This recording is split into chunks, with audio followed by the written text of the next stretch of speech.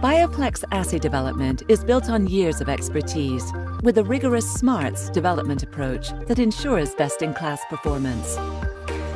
Confidence in system performance is easy with the integration of the Bioplex 200 system, software, and consumables.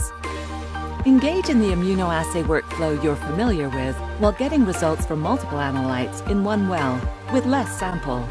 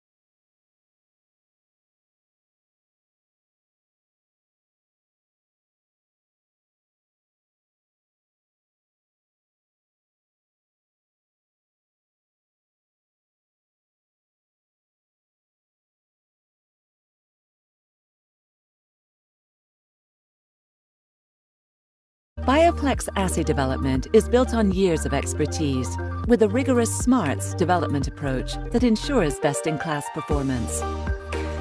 Confidence in system performance is easy with the integration of the Bioplex 200 system, software, and consumables. Engage in the immunoassay workflow you're familiar with while getting results from multiple analytes in one well, with less sample.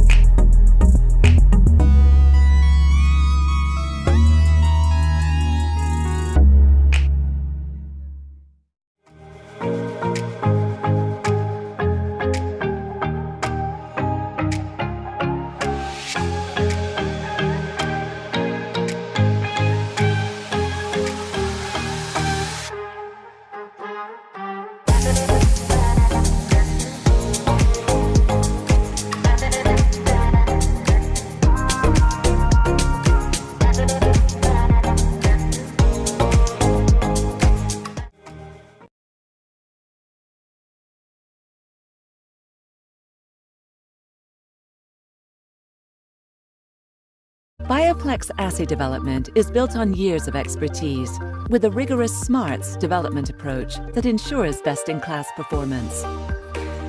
Confidence in system performance is easy with the integration of the Bioplex 200 system, software, and consumables. Engage in the immunoassay workflow you're familiar with while getting results from multiple analytes in one well, with less sample.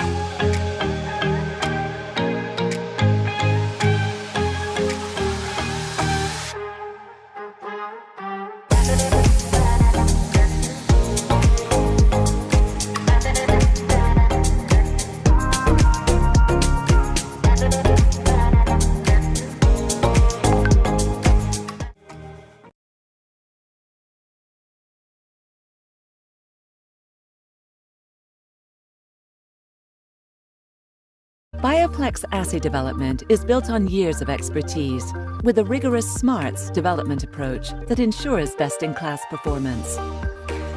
Confidence in system performance is easy with the integration of the Bioplex 200 system, software, and consumables. Engage in the immunoassay workflow you're familiar with while getting results from multiple analytes in one well with less sample.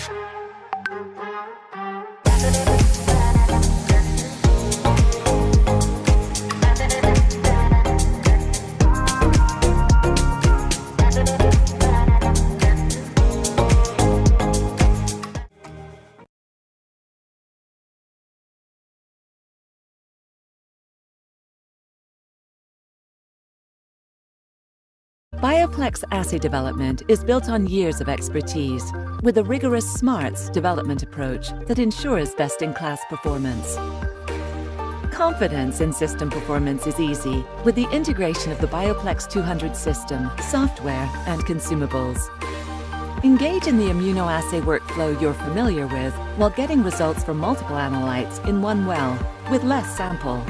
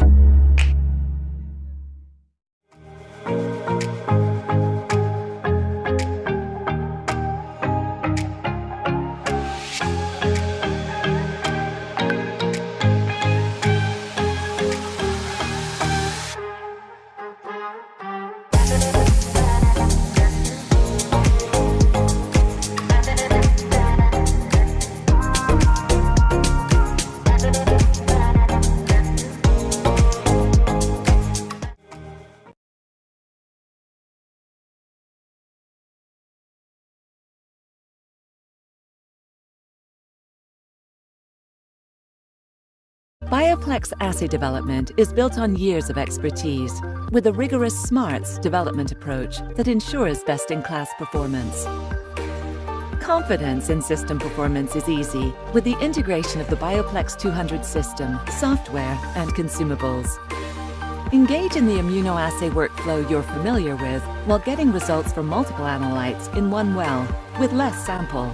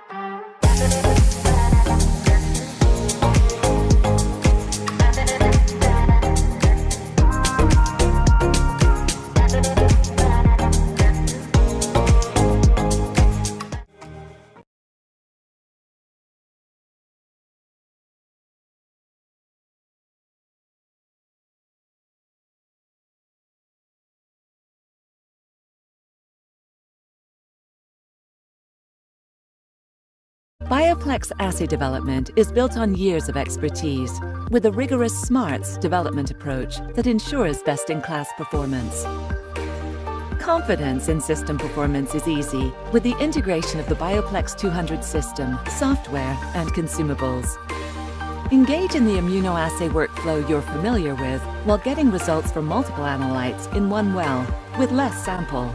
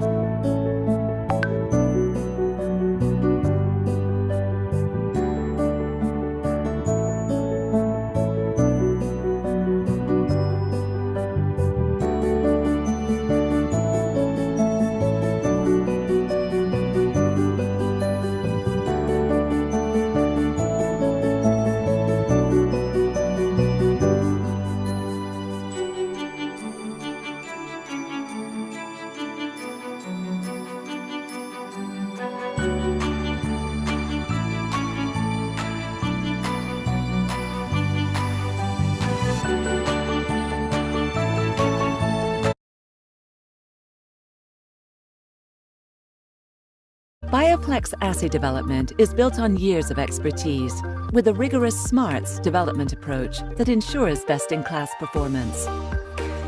Confidence in system performance is easy with the integration of the Bioplex 200 system, software, and consumables. Engage in the immunoassay workflow you're familiar with while getting results from multiple analytes in one well with less sample.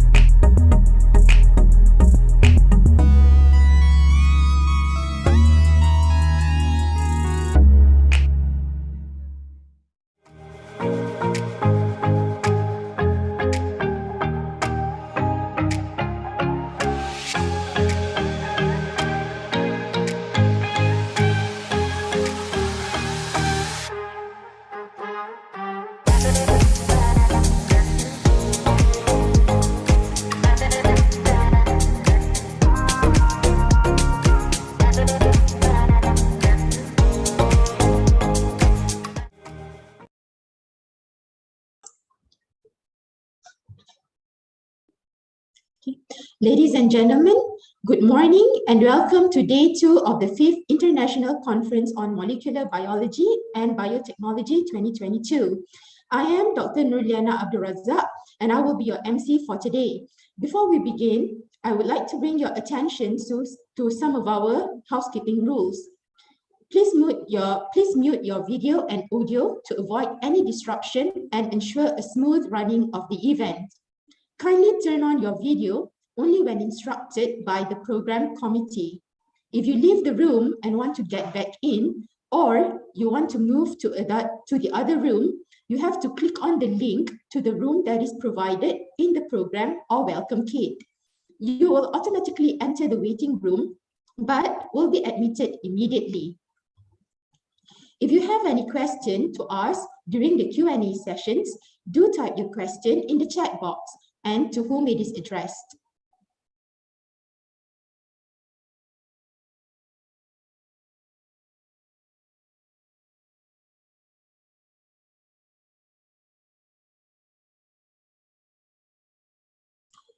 Ladies and gentlemen, please be informed that we will have a lucky draw session later today.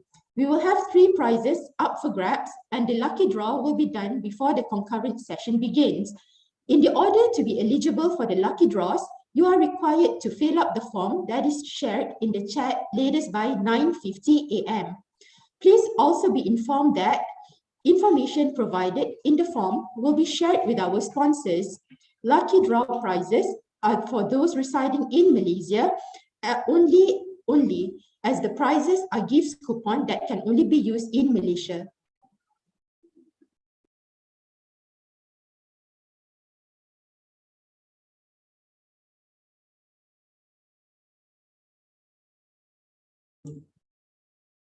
So without further ado, I would like to invite Associate Professor Dr. Jamal Hossaini from UITM to chair the keynote session for today. Associate Professor Dr. Jamal Hossaini, the floor is yours. Thank you, Madam MC. Assalamu alaikum and good morning. It's my pleasure to introduce today's keynote speaker. Today we have Dr. Loy Lei Ming as our keynote speakers. Allow me to read her impressive biodata and CV before we start listening to her talk. Academician Dato Professor Oolong, Dr. Lai Ming Loy is Malaysia's inaugural National Distinguished Professor, positioned at the University of Malaya, from where she also serves as a senior consultant histopathologist on the Medical Center. She studied medicine at the University of Singapore, trained in surgical pathology at UM, Royal Postgraduate Medical School, UK, Brigham and Women's Hospital, USA, and defended her research doctorate at the University of Malaya. During her long academic career at UM, she served as a Deputy Dean Postgraduate Representative to the Malaysian Medical Council and chaired UMMC Medical Advisory Committee. She currently chairs the UMMC Medical Research Ethics Committee Institutional Review Board. Her practice and research interests are in amyloidosis, nephropathology, oncopathology, and global pathology.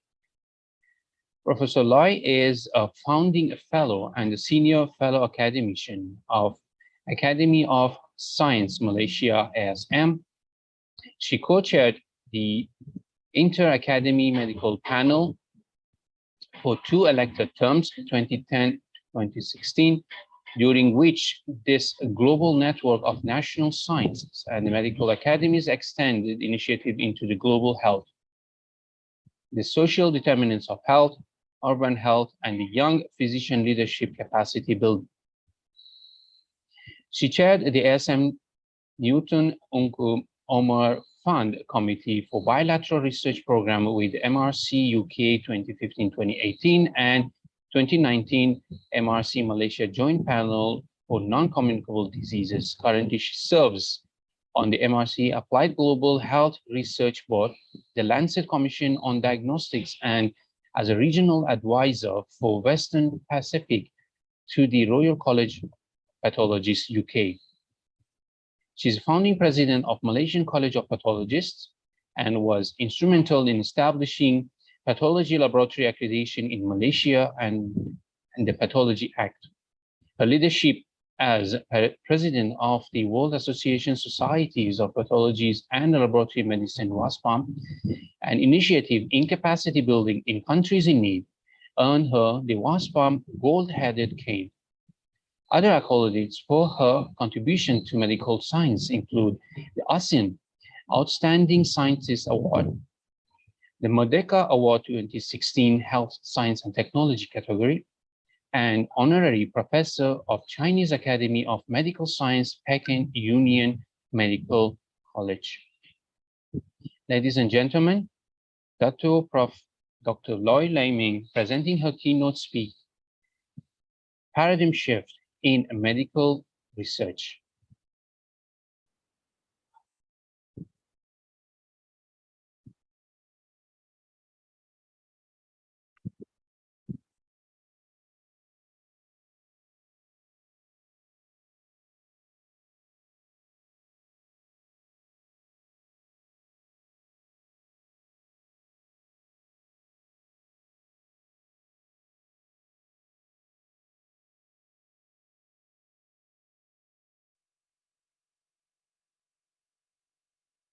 That humanity face in.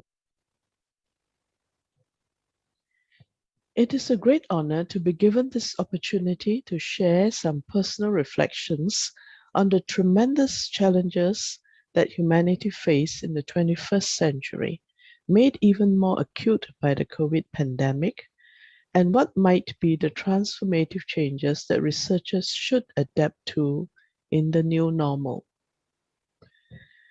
We are now 22 years into the 21st century. When we consider the many advances of the last century, there's much that we can thank science, research, and innovation for. The infusion of science into education and healthcare services and problem-based innovations have led to a doubling of the human lifespan, a remarkable achievement. So should we congratulate ourselves that humanity has entered the 21st century in a very sound state. But unfortunately, in spite of how far we have come, today's world is far from well. Let's look at these maps. The top one drawn according to the burden of disease. And you can see that Africa and Asia are abnormally fat. If you look at the bottom map, drawn according to workforce to tackle the burden of disease, you see that North America, Europe, and Australia are very well endowed, while Africa and Asia are abnormally lean. So it is clear that we live in an unequal world. So in the 21st century, even before COVID pandemic hit us, there are many who do not enjoy the benefits of the 20th century advances. And there are many countries and communities left behind. There still exists the 1090 gap in health research, a term adopted by the Global Forum for Health Research to describe the observation that only 10% of global spending on health research is devoted to diseases or conditions that account for 90% of the global disease burden.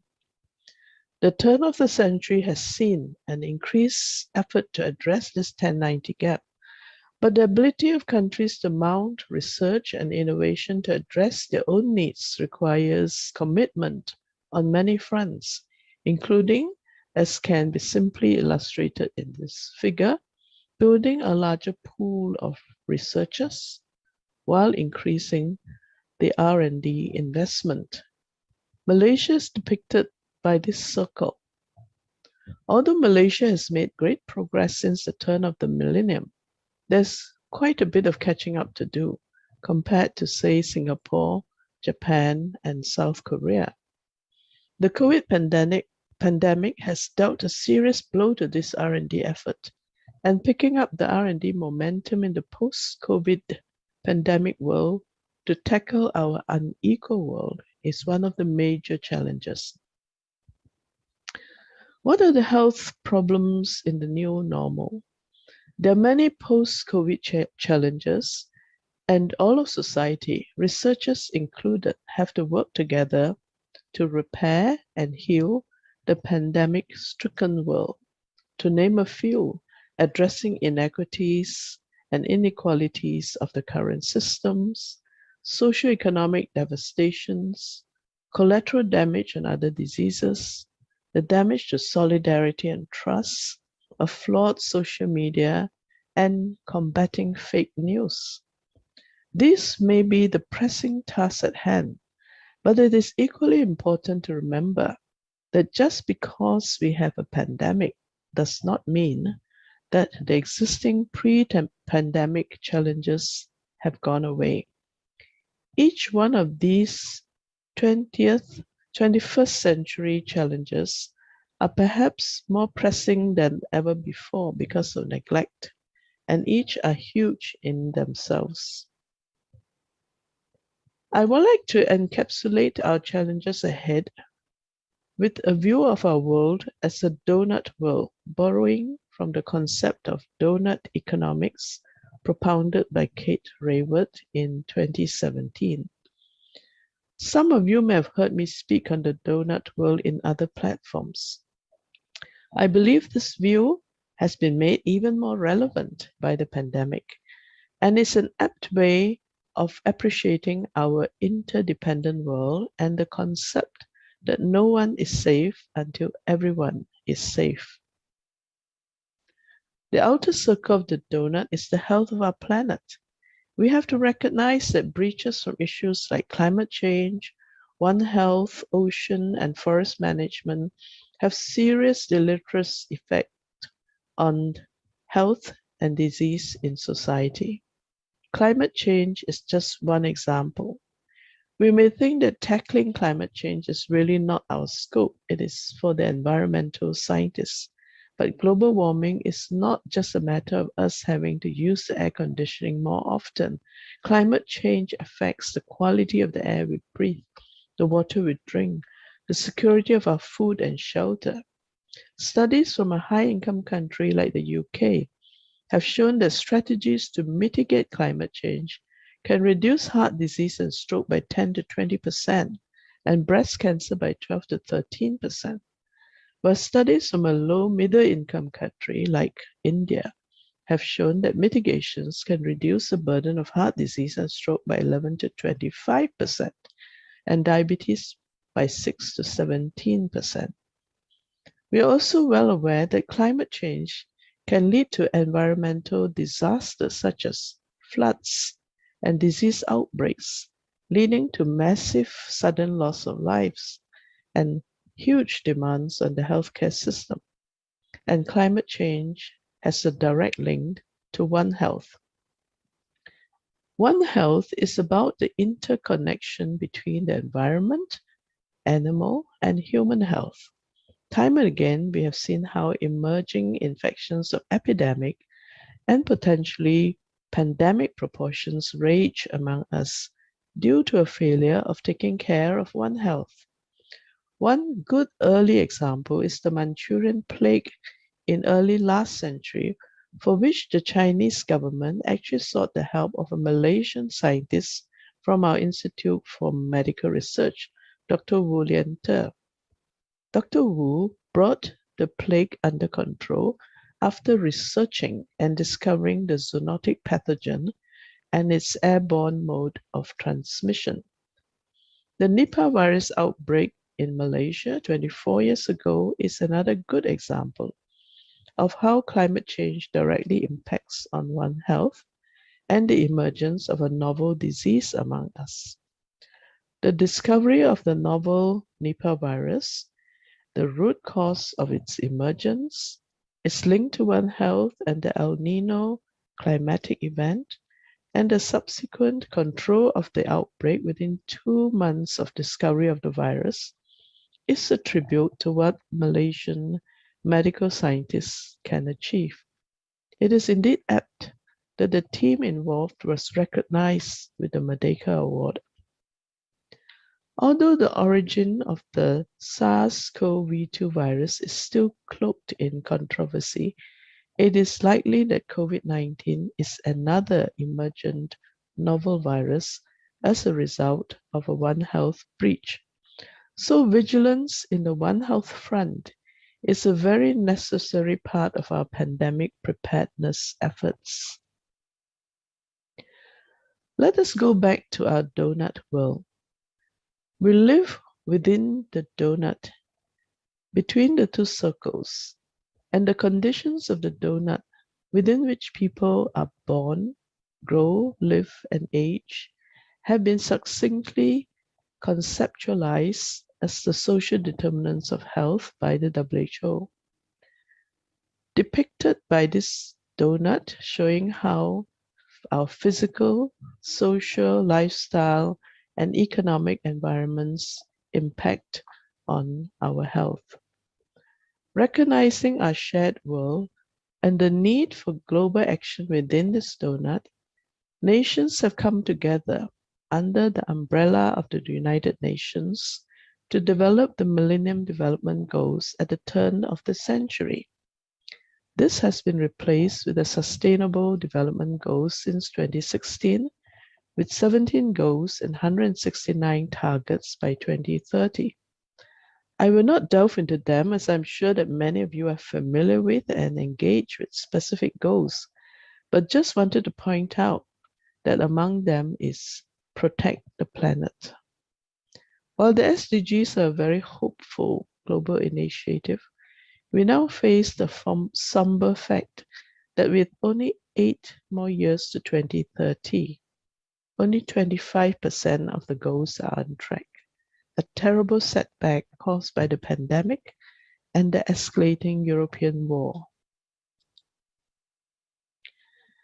Within the donut are the many drivers up this pyramid towards the non-communicable diseases, the NCDs, propelled upwards by behavioral risk factors and physiological risk factors. Note that Malaysia, being a country in transition between a low middle income country and an upper middle income country, toggles between these histograms and have among the highest proportion of premature deaths from NCDs before the age of 60. That is, more and more are dying of NCDs like cancer, heart disease, and diabetes before they reach the age of vulgar mass. This is a terrible waste and has been worsened by the pandemic due to neglect. In fact, the pandemic has highlighted more than ever the need to address comorbidities in the fight against COVID. The problem of the NCDs in Malaysia is not going away soon. Year after year, we have been winning this unflattering trophy of the fat nation. Our national health and morbidity surveys show disturbing trends: an increasing rate of diabetes and obesity, and a persistently high rate of hypertension. We are also now facing an aging population with comorbidities. The world today is very different from the world I grew up in. In 1950, more than 70% of the population was rural. In 2007, we reached a landmark. Half the world's population was urban. And it is projected that by 2030, 60% will be urban. You may ask, is not urbanization a sign of progress and a good thing? Perhaps, but there is a price to pay. It is now recognized that there are many health issues arising from the mega city environment. Among them, mental health, pollution, adolescent problems, and crime. And the elderly, in particular, cannot cope with or navigate the complexities of huge urban cities and have become increasingly isolated. Meanwhile, other negative disruptions occur within our donut world and impact upon the health of our communities.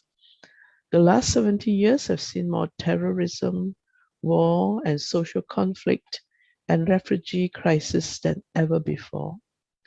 And the turn of the century also drove home another somber message within our medical practice as well.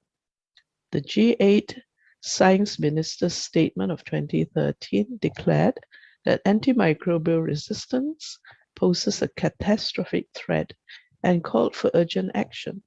Without proper antibiotic stewardship in healthcare and industry, we may actually run out of antibiotics to use and face the bleak prospect of a throwback to a pre-antibiotic era. Imagine what a disaster that would be. What about the inner donut circle? The inner circle represents the individual's health. Falling into the hole of the inner circle means succumbing to death and disease. Most medical researchers have been engrossed in all these aspects of the inner circle: universal health coverage, diagnostics, evidence-based medicine, and the multidisciplinary team practice. The approach towards the individual's health has been changing along two paths. A recent Lancet Commission report showed that about 24% of the growth in full income from low and middle income countries resulted from health improvements. For economic recovery, we need to keep the population healthy. And as academics and researchers, we should emphasize this approach, keeping people healthy. It just makes more economic sense, more so post-pandemic. But for those who do fall ill, the treatment approach has evolved towards targeted therapy, ushering in the era of personalized medicine and precision medicine. The concept and challenge of precision medicine is to deliver the appropriate dose of the right drug to the right patient at the right time. By tailoring therapy to an individual's disease and his personal profile or makeup,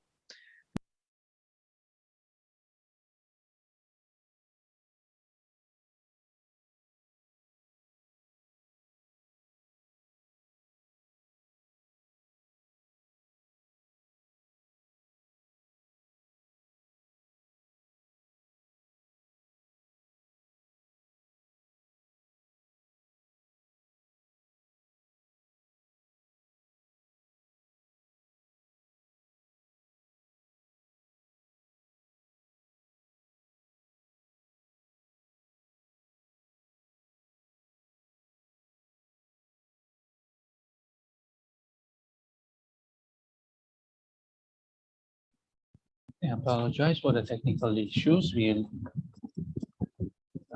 continue shortly after we sort the technical issues.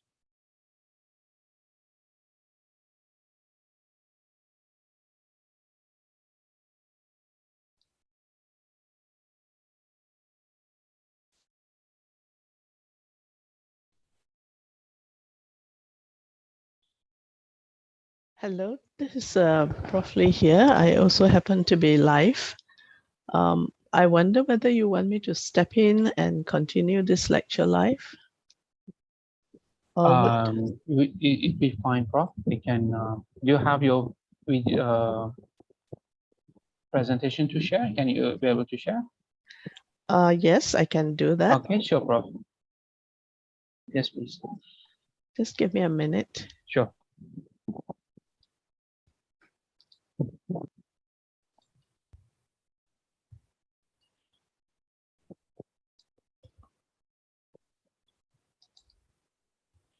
Can you see my presentation here? Yes, Prof, we can see. Okay, that's great. I think I was at the point of talking about precision medicine. Yes. And how it was meant to deliver the appropriate dose of the right drug to the right patient at the right time.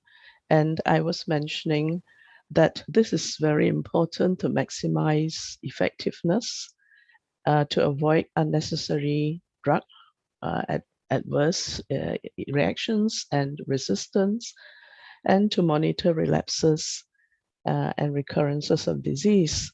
However, precision medicine is not so easy to achieve because it requires integration of various information of the patient as depicted by this another donut, the personal donut, comprising family history and pedigree, behavioral, lifestyle, data, disease profile, and a wide range of genomic, metabolomics, transcriptomics, and proteomics data. So there is a tremendous scope here for biomedical research. Now, although at first glance, precision medicine may conjure up visions of expensive tests and treatments, it is actually best poised to tackle the problems of the 21st century by maximizing effectiveness of healthcare, as I mentioned earlier. The challenge to us is whether policymakers and governments can be convinced of its value proposition, especially when faced with the bleak economic climate. So there is an onus on us as academics and researchers to provide the data to support and the means to realize the cost-effective benefits of this approach. The pandemic has propelled almost all of society into the fourth industrial revolution.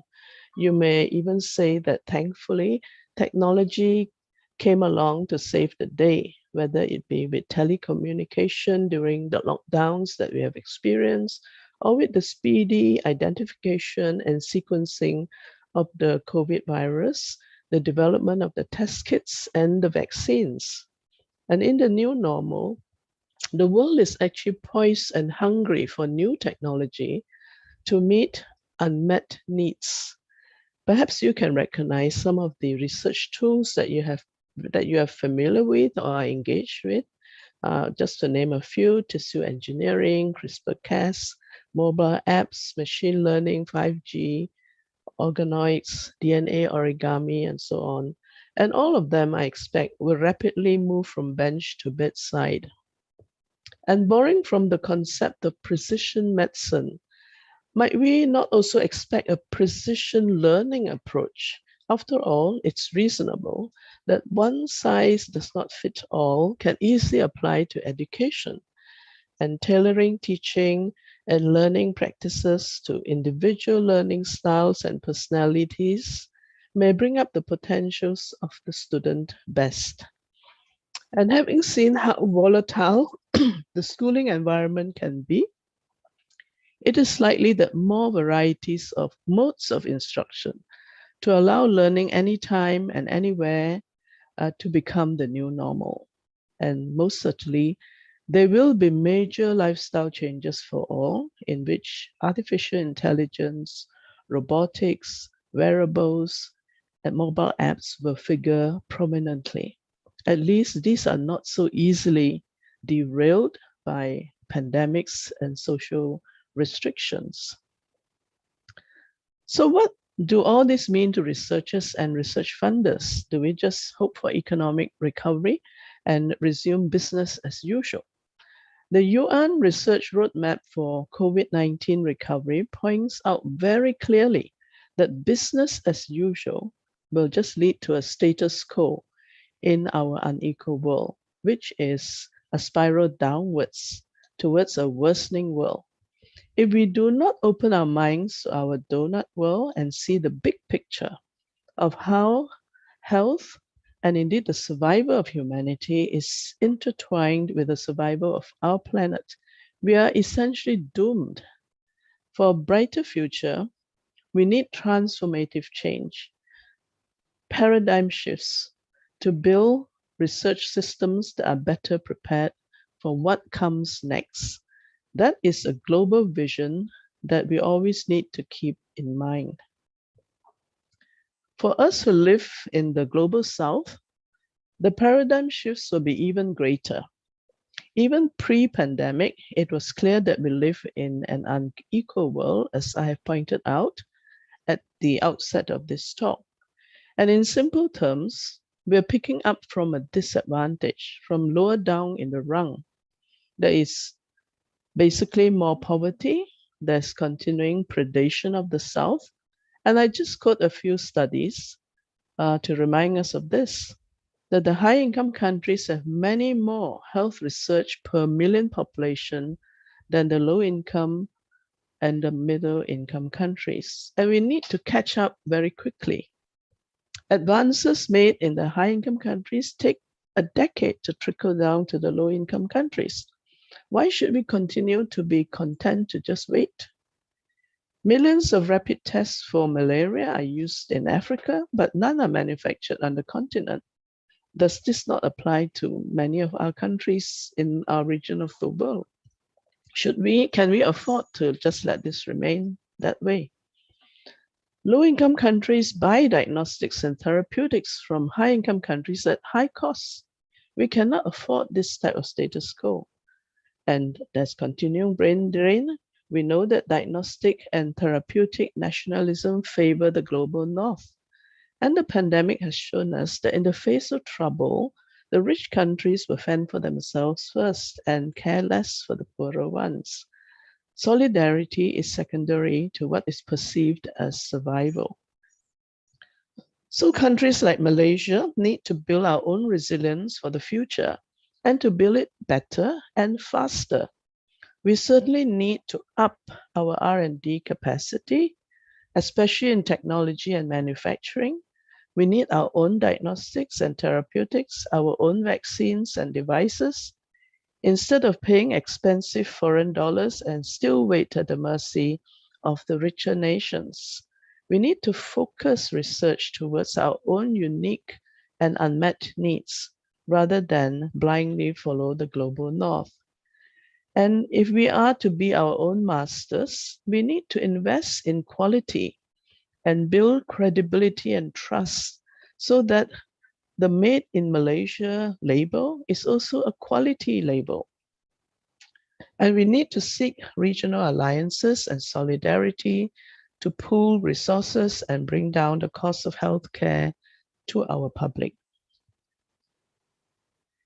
In terms of strategic alliances and collaborations, we should take note and press home these advantages that we have. Malaysia is in the Western Pacific, which is a heterogeneous grouping of 37 countries ranging from China in the north and west to New Zealand in the south and French Polynesia in the east. The Western Pacific is home to 1.9 billion people, which is 25% of the world population. It has a bright future if we do not mess up. Its investment in health, as reflected by the median health GERD, or the gross domestic expenditure on R&D as a percentage of the GDP, is the second highest of the WHO regions, although still far behind Europe. And big multinationals and industry would have an eye on this region.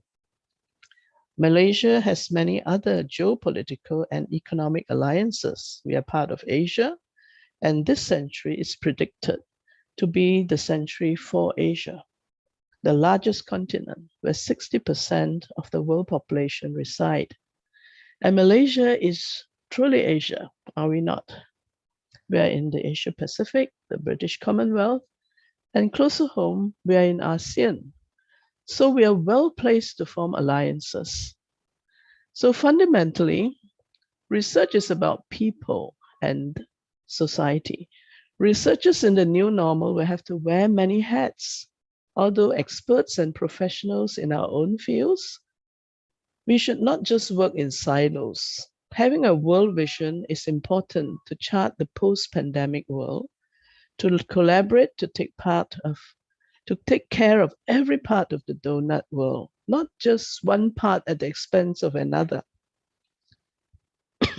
Finding the balance may be the challenge, but fostering enlightened young researchers who are adept at leading and managing change is key to building resilience to crisis, encountering the many untruths that we have to face, and sustaining health for future generations. Thank you very much.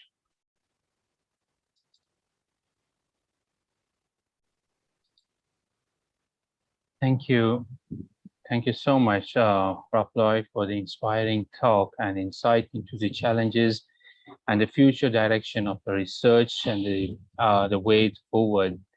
And as you mentioned, the status quo will not bring any benefits. So the paradigm shift is the way to look into the new approaches, bold vision and collaboration, and creating new platforms in order to move into this direction. Thank you so much. I can't thank you enough for such an inspiring talk. We are grateful to have you on this stage. Now, with that, I end my session and pass over to the MC. Thank you, Prof. Thank you. Thank you, Prof. Dr. Lui Lai Meng and Associate Professor Dr. Jamal Hossaini for the inspiring talk. Now, I would like to invite Mr. Tiao Fu Ang from InterScience St. John Berhad to deliver his technical talk on wastewater-based SARS-CoV-2 environmental monitoring for Piedmont, Italy. Mr. Tiao Fu, please be reminded that there is only 15 minutes for the technical talk and an alarm will ring when there is 3 minutes left. Please be informed that there is no Q&A session for this talk. However, we will take some questions if time permits. If you have any questions, please put them in the chat box. Let us now welcome Mr. Tiao Fu Ang. Mr. Tiao Fu Ang, the floor is yours. So thank you for the introduction. First of all, I would like to check my mic. Is the sound of my mic is okay? Yes, okay. Yeah, okay. So thanks again. So thank you everyone. First, I would like to introduce myself. First, my name is An Tiao Fu. I'm the Senior Application Specialist from InterScience St. John Berhad as one of the sponsors for this event. So for today's topics, I will talk about the wastewater-based SARS-CoV-2 environmental monitoring for Piedmont, Italy.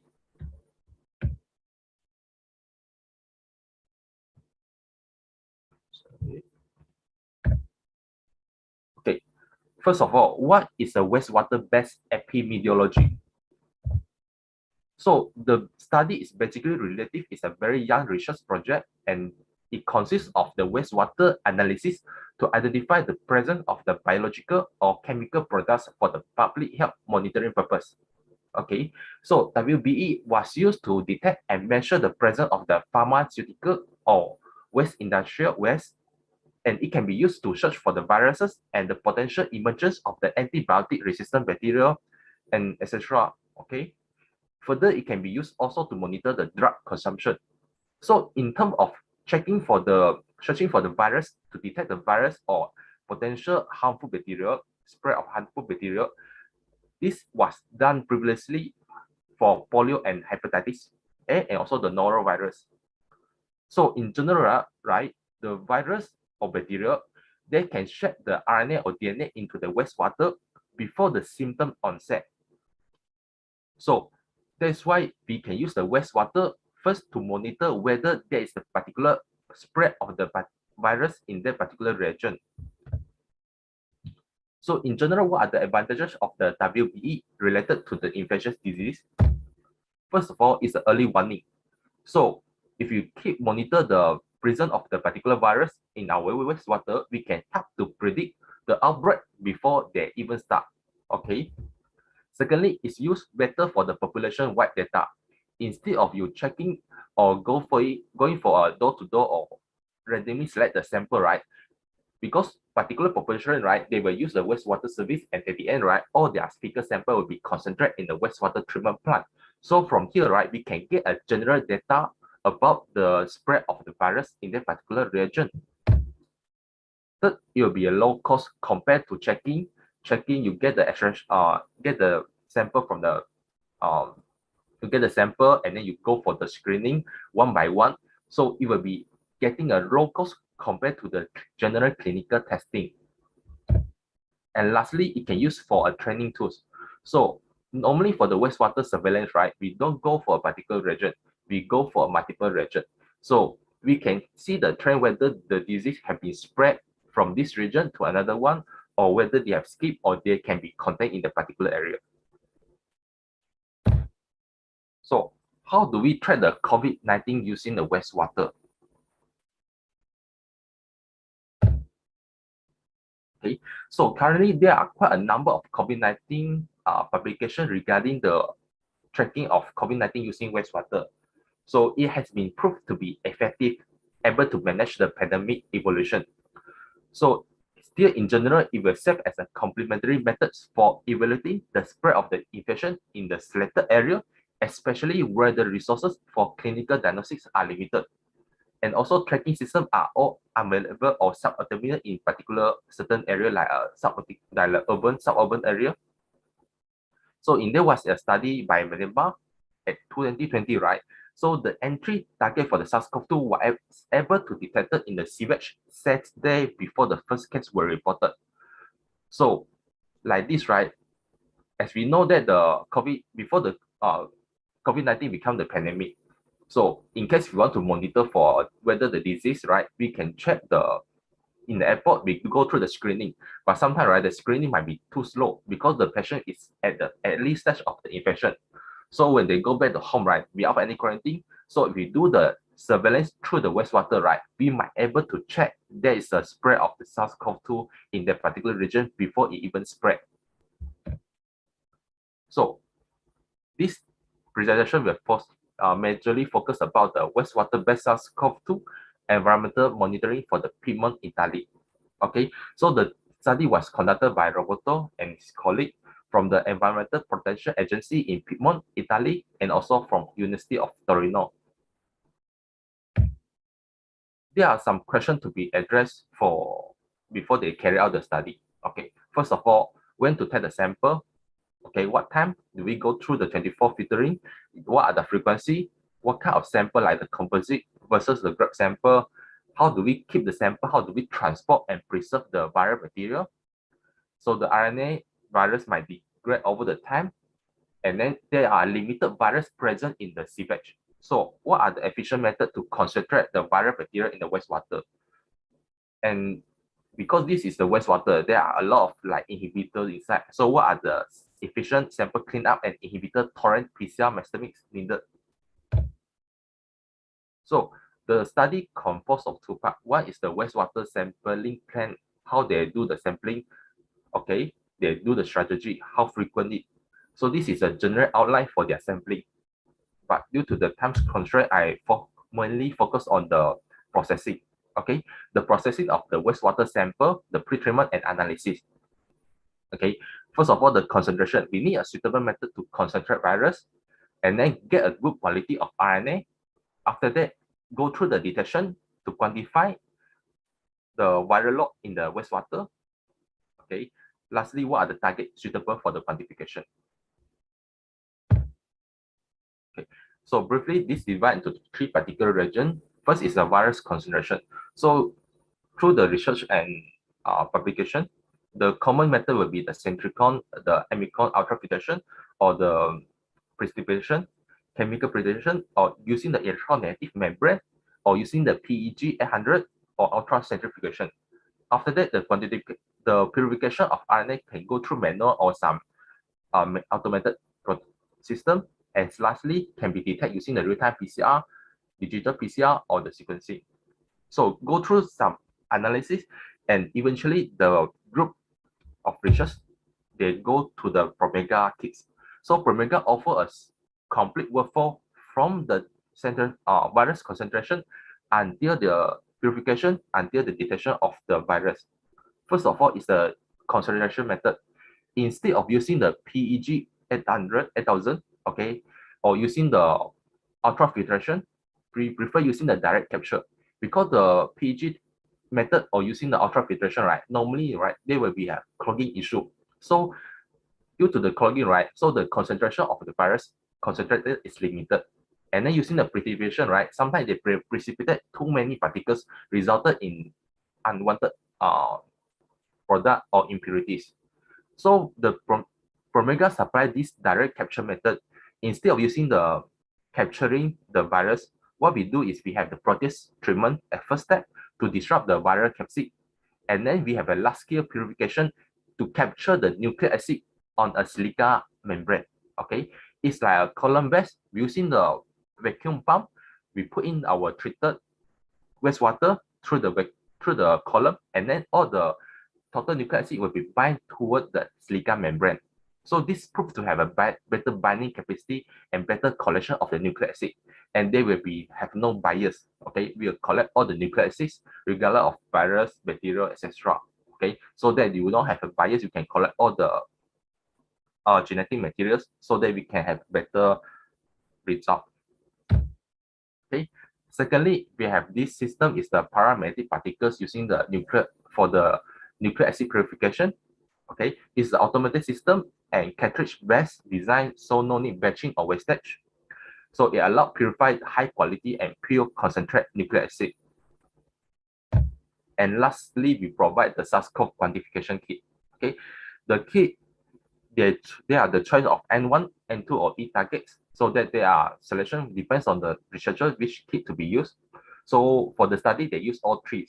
Okay, and in addition to the target, SARS-CoV-2 target, they have this internal process control known as the papillomatovirus, PMMOV.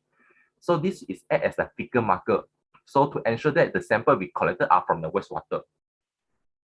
They have internal control to check for the PCR inhibition, and the PCR mastermate is a forensic grade, and it can be used to amplify dirty sample like a lot of humic acid, which is commonly found in the wastewater.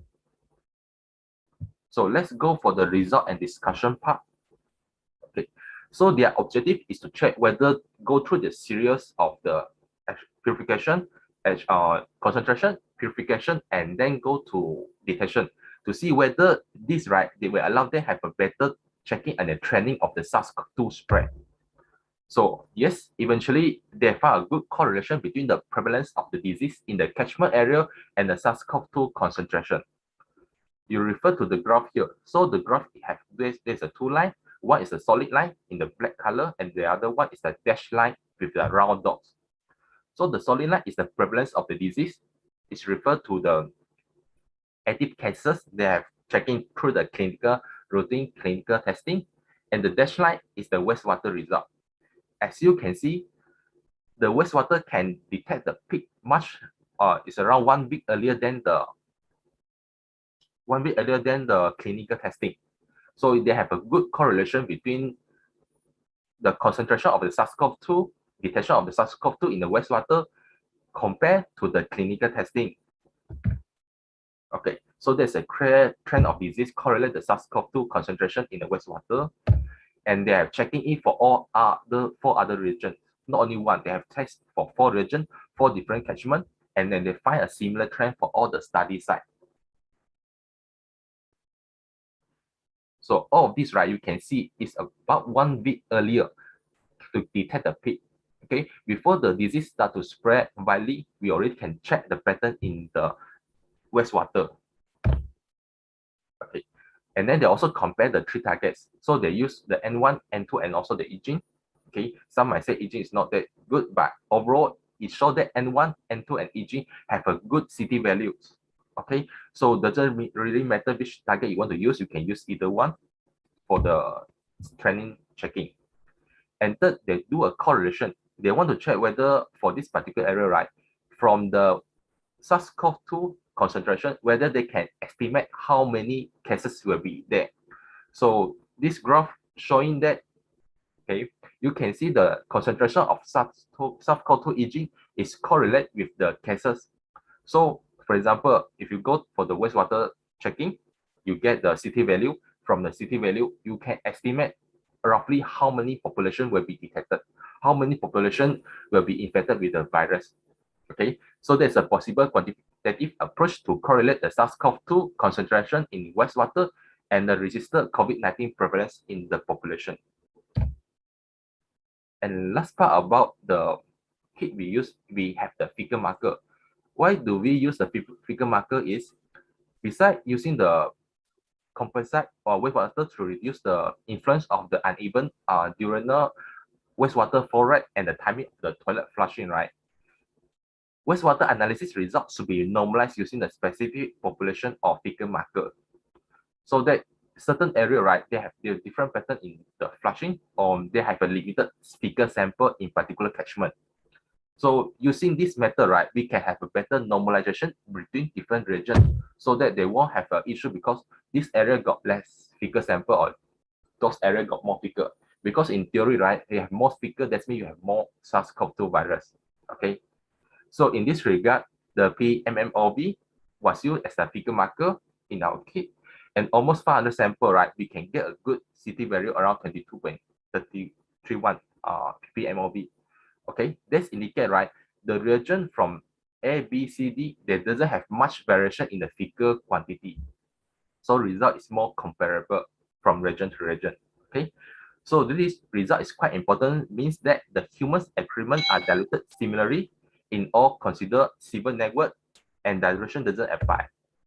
So here are my summary. So overall, the detection of the wastewater SARS-CoV-2 concentration is highly correlated with the COVID-19 prevalence in the particular area, and the kit from Promega have to be efficient in concentrate virus and purify high-quality nucleic acid. So this can be applied to the SARS-CoV-2, and at the same time, it can be applied to other diseases like polio, etc. Okay, so when the trend in the individual cases reporting are consistent, so the added the confidence in the for the public health authorities to go for the lockdown, quarantine, or for example, vaccination. It will guide their course of action in the future. So this is from my presentation. Thank you. Thank you so much, Mr. Tiao Fu Ang. Looks like we don't have any Q&A for this session. So now we're going to move on to the lucky draw session. So the lucky draw session will be streamed live by the ICMBB committee. There will be 3 prizes for today. Our first lucky winner is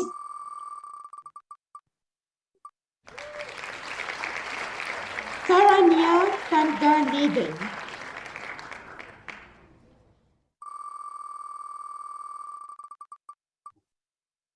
Our next lucky winner is Rahayu Zulkifli.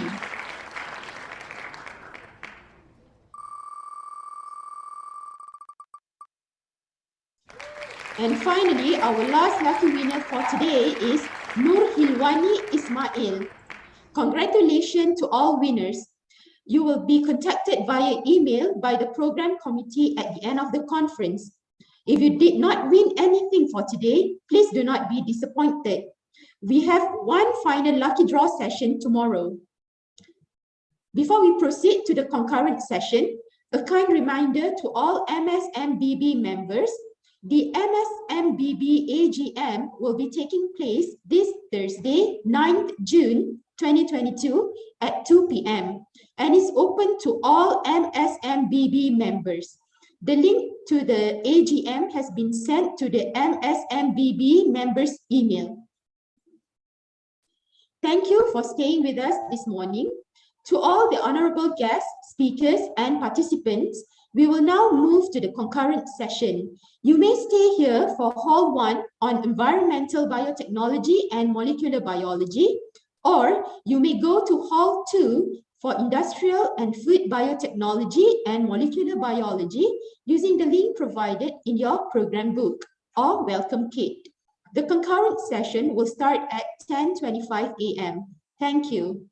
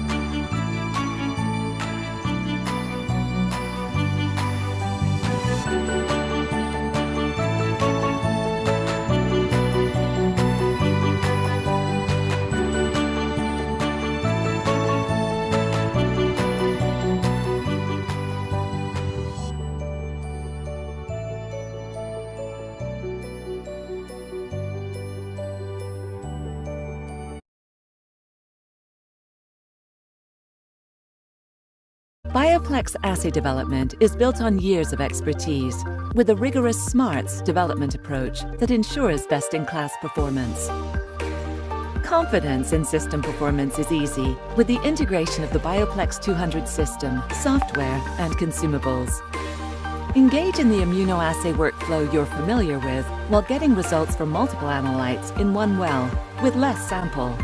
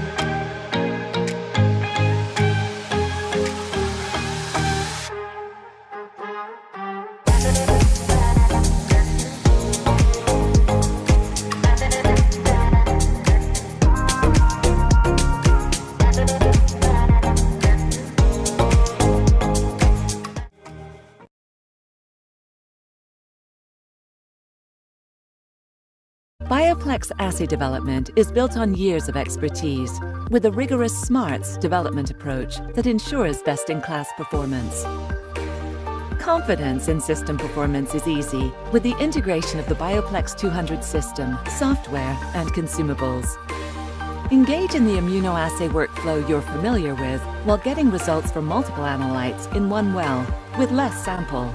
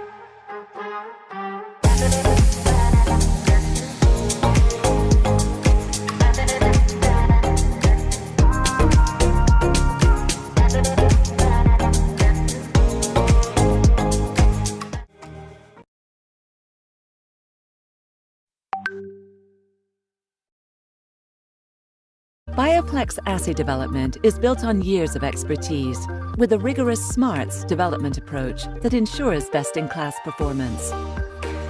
Confidence in system performance is easy with the integration of the Bioplex 200 system, software, and consumables.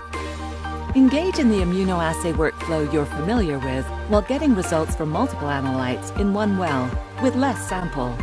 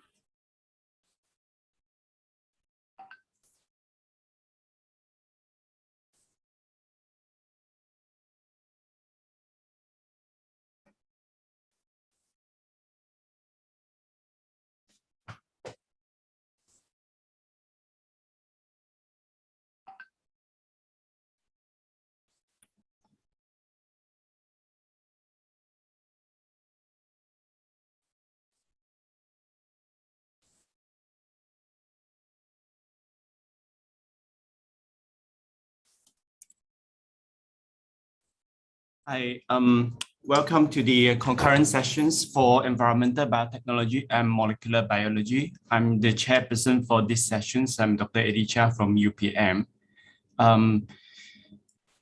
Let me test sound chat with Dr. Adeline. Dr. Adeline, is it okay? Can you hear me? Maybe not using your mic. Maybe just remove your headphone.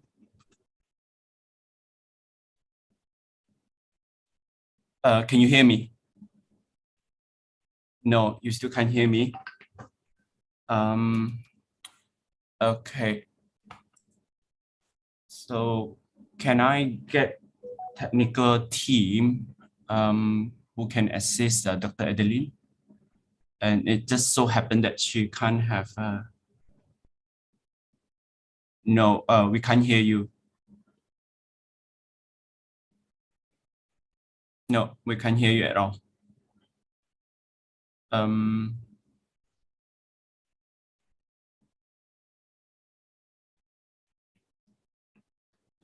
Sorry, I don't think I can hear you.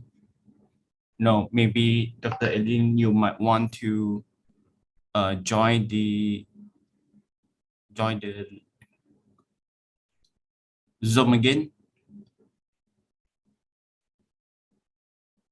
Yeah, as you come back in, maybe not using your headphone, and yeah, or maybe I should just, sorry.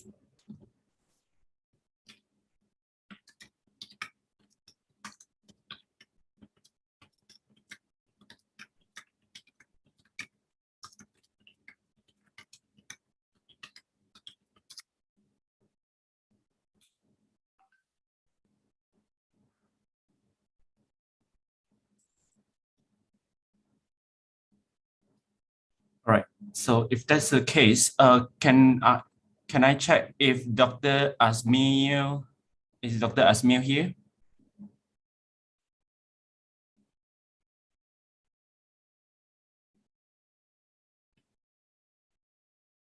Dr. Asmil?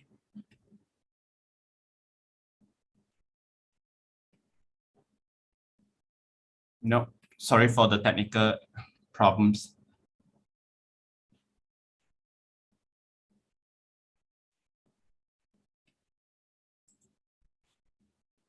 Dr. Asmir is not in yet.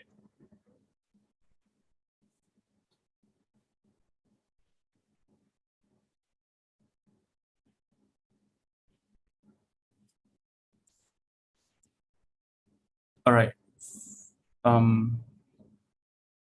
Let me do a final check whether Dr. Asmil is here. If Dr. Asmil is not here, maybe what we can do is we start with the oral presenter, then we can come back with our plenary and invited speaker. Just final check. Dr. Adeline, are you back? No, I don't see you. All right. Okay. So, okay, she's logging in again.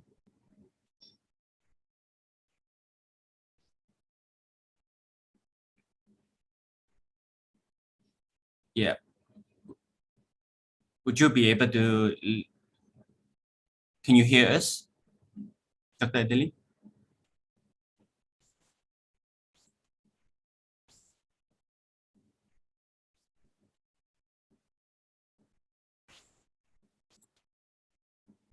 Dr. Adeline, can you hear us?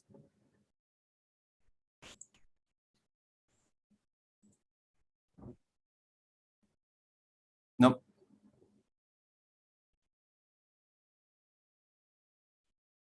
All right. Hi,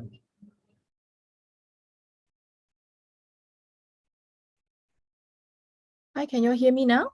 Yeah, fantastic. Great. Thank you so much. Okay. Can hear me now, right? Yeah, we can hear you. Cool. Okay, so I think it's still a bit soft on my side here, and but you guys can hear me clearly? Yeah, loud and clear. All right, Okay, let's start our sessions. Okay. Good morning again, everyone. Today we have our plenary speakers, Dr. Adeline Teng, Associate Professor Dr. Adeline Teng from Monash University, who is currently the head of discipline Biological Science School of Sciences, Monash University, Malaysia. A little bit about Dr. Adeline. She obtained her PhD in plant pathology from University Putra, Malaysia, and her interest in research is mostly on the agricultural and environmental microbiology, particularly endophytes, and her group expounds the potential microbes for metabolite production, biofungicide applications, bioremediation treatments, and for biosynthesis of metal nanoparticles. She's currently leading the Applied Microbiology Research Group, and they integrated the omics technologies and instrumentations techniques into their research. And Dr. Adeline has been awarded numerous external grants, published vigorously in different international and national journals, and she also received numerous prestigious awards, including those National Outstanding Research Award and ITEX and Pro Vice Chancellor Award and so on and so forth. All right, so today she will share with us her research on the title of Biotechnology as a Key Tool in Advancing Environmental Microbiology, Our Story So Far. So without further ado, Dr. Adeline, you have 30 minutes for your presentations. At 25th minutes, I will give you a signal to tell you only have 5 minutes left. All right, and for questions and answer, participant, if you would like to ask questions to Dr. Adeline, please put it into chat box, or you can just send it directly to me. I'll ask her during the Q&A sessions towards the end of this particular sessions. All right, without further ado, Dr. Adeline, the screen is yours. Okay, thank you so much, Professor Eddie Chia. I would like to apologize for the technical difficulty earlier on, and not quite sure what has happened, but thanks for all the support for asking me how to get back in and so on. So thanks very much, and I hope that you can hear me clearly. And I can't hear you guys, but if there's anything, please put it into the chat box and I'll just go as it is. And if there's anything, please prompt me via the chat box, or I think via messages as well. Okay, so thanks very much for the kind introduction and also for the invitation, AP Eddie, and thank you so much for having me and for this opportunity for me to share with you guys about our research in environmental microbiology and how biotechnology has actually played a really important aspect in our approach in advancing environmental microbiology. So as you know, I'm from Monash University, Malaysia, and I have my email there, so that if you have any queries or if you would like to contact me further, please do so, and please use the email. So I'll just like to very quickly start with biotechnology. I think everybody knows what biotechnology is all about. And as you can see from here, basically,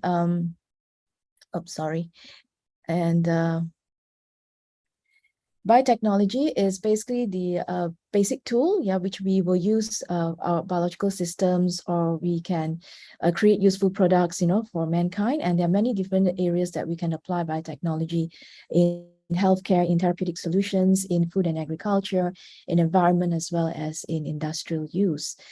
And many a times you find that the approach in biotechnology is actually very multidisciplinary. If you talk to a person, perhaps the main idea is that biotechnology is almost synonymous with molecular biology. But for now, you can see that the advent of biotechnology has actually incorporated many various multidisciplinaries. So we have microbiology, we have biology, we have many different aspects of biochemistry, and even the physical sciences, the engineering and data science, they all sort of complement the work in biotechnology.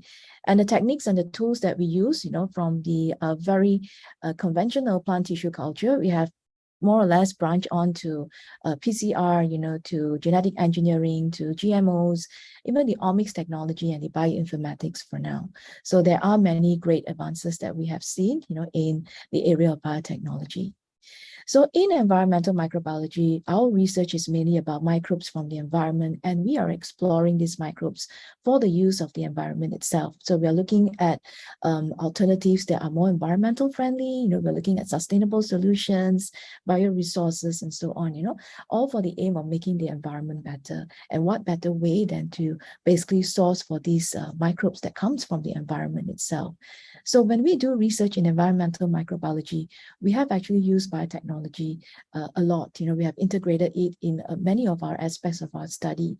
So we can find that biotechnology actually helps us in our understanding about the diversity of the microbes. So you can see that, there's a lot more that we have understood about soil microbiome or plant microbiome, because of the tools that are available in biotechnology.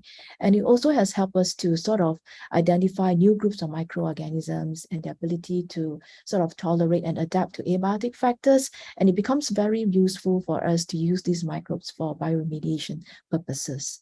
And then also, of course, we use biotechnology, in our microbes for the environment to understand their interaction with one another, whether it's synergistic or antagonistic, and so on.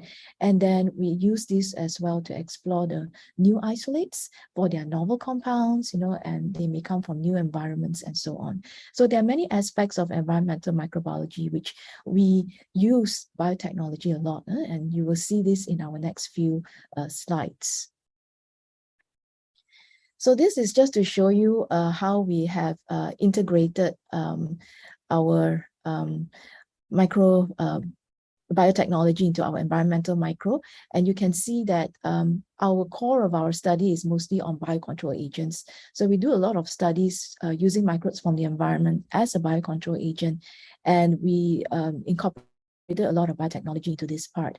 We have also gone into environmental bioremediation, whereby we explore microbes and how they are used to remove pollutants, and we capitalize on their mechanisms of removal like biosorption and biodegradation.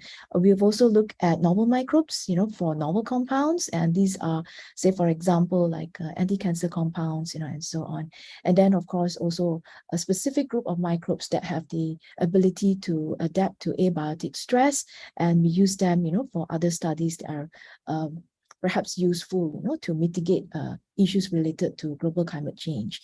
So as you can see from here, we have a lot of overlapping in our areas of research, sub areas of research, like, for example, in diversity studies, we use biotechnology to identify what microbes we have in the environment, and then we need to characterize them, and we use them, and explore them for various applications. Okay, so our story here in the next few slides, you will see that we integrate biotechnology very heavily, into our research in environmental micro.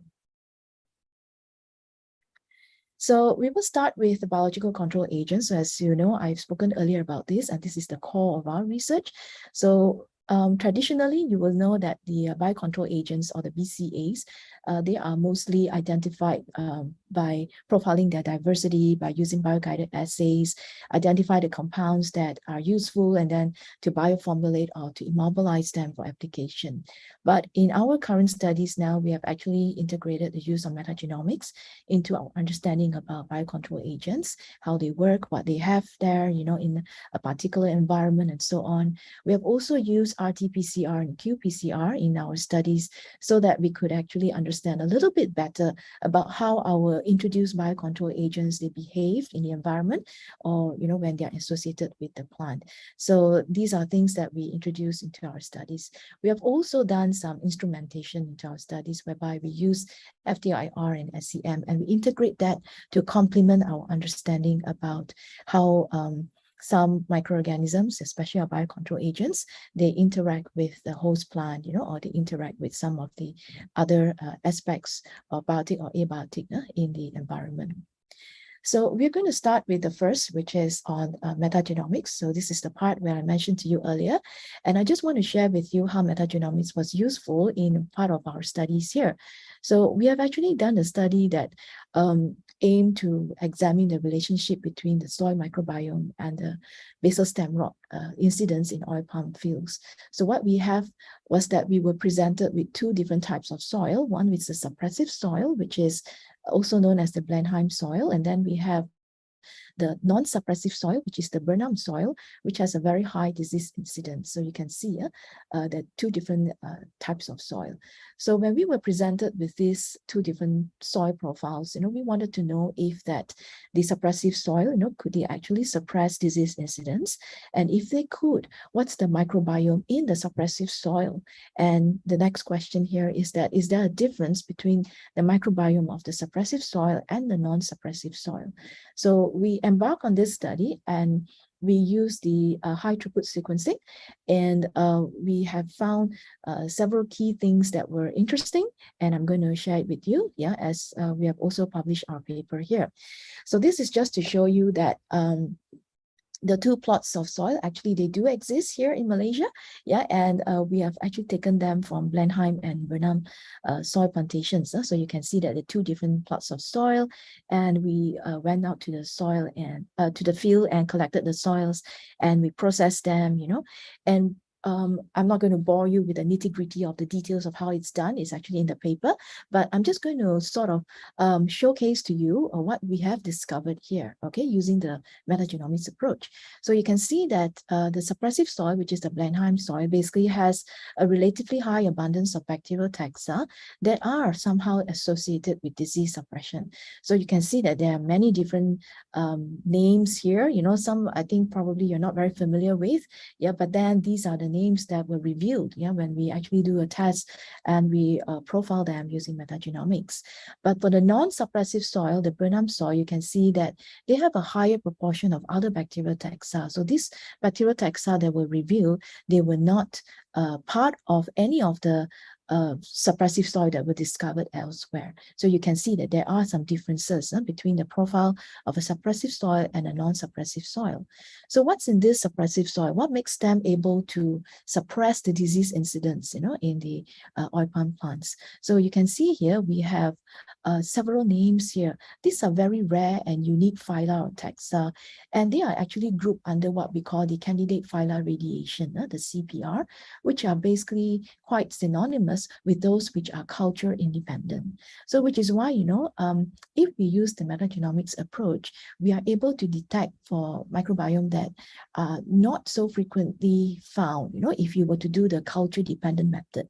Yeah, because these are groups that are only revealed when there are usually studied using this method because they are culture independent.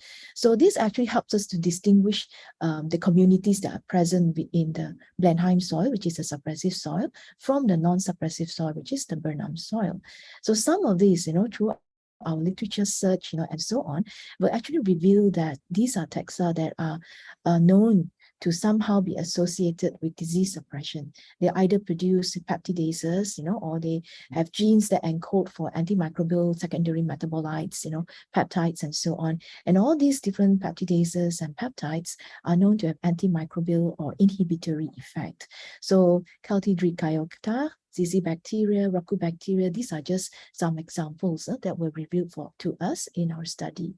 There are also other bacterial taxa, like Rubobacter, and so on, which are found to be more abundant in Blenheim soil, which have also been found to be very prevalent in other suppressive soil, like soils that were suppressive to Fusarium wilt.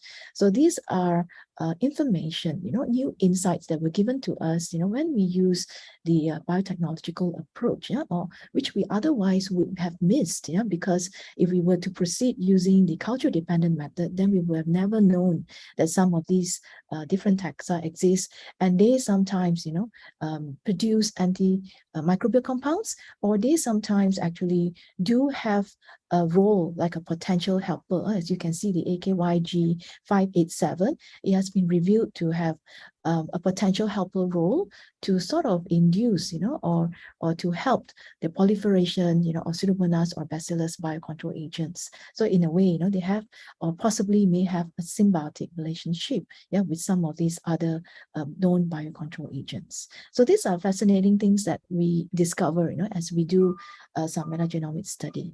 For the non-suppressive soil, the Burnham soil, you can see that we have also some bacterial taxa that were revealed to us. And when we do a further search on this, you can actually see that these bacterial taxa, they are not associated with suppressive soil. Instead, they are found, in soils that sometimes have very high disease incidence, like chloroflexi. We have actually found in literature that chloroflexi is actually quite prevalent as well in tobacco disease soils. Okay, so they are actually a phylum that actually promotes all these diseases. So they are prevalent in disease conducive soils. They are not prevalent in disease suppressive soils. Okay, and the same, with Acidothermus. They are more dominant in disease conducive soils. So all in all, our approach using metagenomics has revealed to us new culture independent phyla, and we are able to profile those which are involved in suppressive soils, and those, and their possible roles and interactions, with some of their cultural microbes that we find, especially the biocontrol agents that we know, like Pseudomonas and Bacillus. Okay, so that's just one part of our study. And the other part that I wanted to share with you is on FTIR and also the lignin and carbohydrate ratio, which we use in our studies here. So as you know, we work with biocontrol agents, and sometimes we ask the question, what happens when the introduced biocontrol agent infects the plant, and we all know by statement that the endophytic infection is asymptomatic. So in that sense, visible symptom detection alone is insufficient. We want to go to a next level, which is to determine, at the cellular level, whether or not, there were actually compositional changes to the plant cell walls upon an infection by an endophytic biocontrol agent and upon an infection by a pathogen. So we undertook this task, and we infected our oil palm seedlings, with the endophytic biocontrol agents, with the pathogen, and then we run the FTIR, and then we use the readings from the FTIR spectra to sort of obtain the ratio as well for the lignin and carbohydrate breakdown ratio. So we have done this quite successfully, and we have this paper in the fungal ecology. So this just to show you, this is extracted from the paper. As you can see here, when we run an FTIR spectra, we try to cover as much as possible the different wave areas, the regions. And then what we do then is that we build a benchmark using those which are non-infected, pure cultures, and so on. And then we run again with another benchmark that shows, the various types of treated plants, and you can also test for different days, incubation days, and so on, depending on what your objective is. So once we have obtained the spectra, and then we can more or less identify the different types of functional groups that are present based on the spectra alone.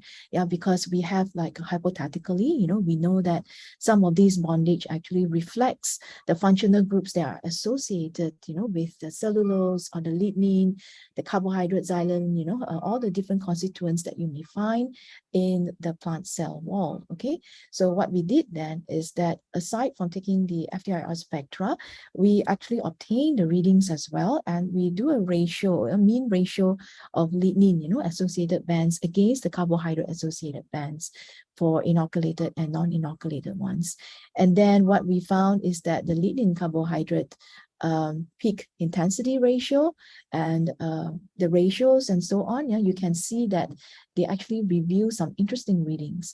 So usually if the higher the ratio is, it means that there is a greater or a more significant decomposition, of the components. If the ratio is very low, then you know that there isn't much of a decomposition. So what we have shown here is that a summary of our findings is that the endophytes, they did not break down the lignin and carbohydrate as much or as significant as the pathogen. Okay, so which actually explains why, when you have purposefully inoculated your plants with the endophytes, most of the time, if not always, you find that your plants, they do not exhibit symptoms, because there isn't any significant degradation. There is less injury to your plants, and therefore, you don't see a lot of symptoms. So that's why the endophytic infection is almost asymptomatic most of the time for your plants. Okay, so this actually just shows that, going a step beyond, actually using the FTIR and the lignin carbohydrate ratio actually revealed to us a bit more information, about how endophyte, has this interaction with the plants, and how it differs from the pathogen infection on the plant. Okay. And the next task that we had is that we used qPCR, and qPCR is basically the quantitative real-time PCR that we use to sort of determine how the interaction exists, between our endophytic biocontrol agents with our pathogens. So we wanted to study whether or not, if we inoculated both at the same time, and we wanted to see whether endophytic population will increase, or will the pathogen population increase, and so on. So we undertook the task by looking at the relative abundance, by quantifying their DNA, and here we had to sort of tag our endophytes and our pathogen using specific primers. And the details are actually in the paper, but I'm just going to show you our findings. Okay, so generally we tag it with the specific primers, and then we were using tissues from the root, the stem, and the leaves, just to see whether there's a variation. All right, and this is what we actually found, and we can see that basically the endophytic colonization had a negative effect on the pathogen. As you can see the bullet points here. So it shows that somehow, when they are present together, in our study here, in our case, we can see that the endophytes, they actually grow much better. They can be found and recovered much more than the pathogen itself. So if you look at the diagram here, you can see that there are many different labels here, but don't worry about all of this. I just wanted to show you that, like for example, WAAO2, this actually reflects our endophyte. Okay, so this is a treatment with just the endophyte alone, without the pathogen. And if we sort of inoculate it with WAAO2 in WAAO2 plus GB, this means that we are detecting for the endophyte in a plant that was co-inoculated with endophyte and the pathogen itself. And GB in WAAO2 plus GB actually means that we were detecting for the pathogen, Ganoderma boninens, in a plant that was inoculated with WAAO2, which is the endophyte and the pathogen. And then the rest of it is the two different other types of endophytes. So from here, you can actually see that, we can actually pick up the endophyte, but not the pathogen. Yeah, we can't find the pathogen.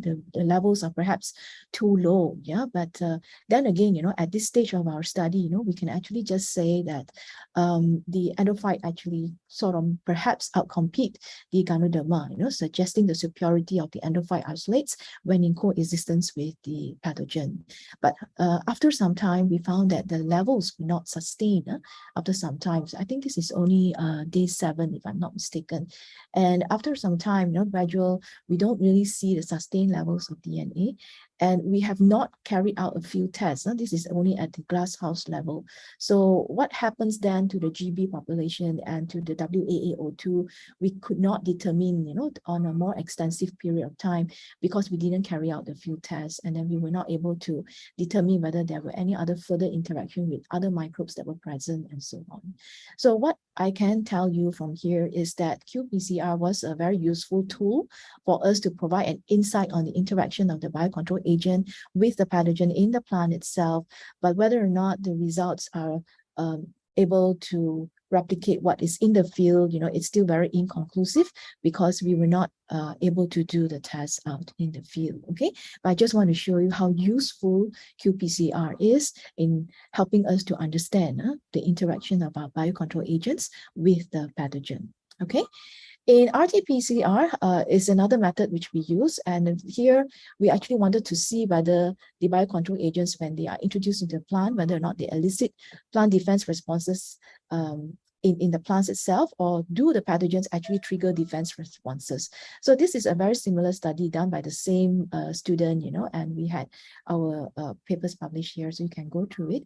What I just want to share with you is that we've used the Fluidigam real-time PCR, and then we were trying to detect for 14 defense-related genes. Okay, so we had 14 defense-related genes that were designed, and then we had 3 that were significantly observed, which is the beta-1,3-glucanase, the phenylalanine ammoniase, and the nitrate reductase. So this is just to show you the results here. So you can see that most enzymes, they were detected in low levels, the glucanase, the PAL, and the nitrate reductase. They were detected in very low levels for plants that were with endophyte infection. So where are these plants with endophyte infection? So if you look at the legends here, you can see the WR, TR, BR. These are the endophytes, and R actually means root. So we actually took this from the root tissues, yeah, at day 1. GR is the Ganoderma, so this is the one that is with the pathogen. WGR, TGR, and BGR means the endophytes with Ganoderma from the root tissues, okay? So you can follow it when I mentioned our findings here. So the remaining 11 genes were not differentially expressed, we only had focus on these 3 genes, and in most of our plant samples, with pathogen, yeah, we find that the levels of all the 3 remarkable enzymes here were detected in much higher levels. So you can see from here, the ones that are in orange, in black and in brown, they're actually much higher level.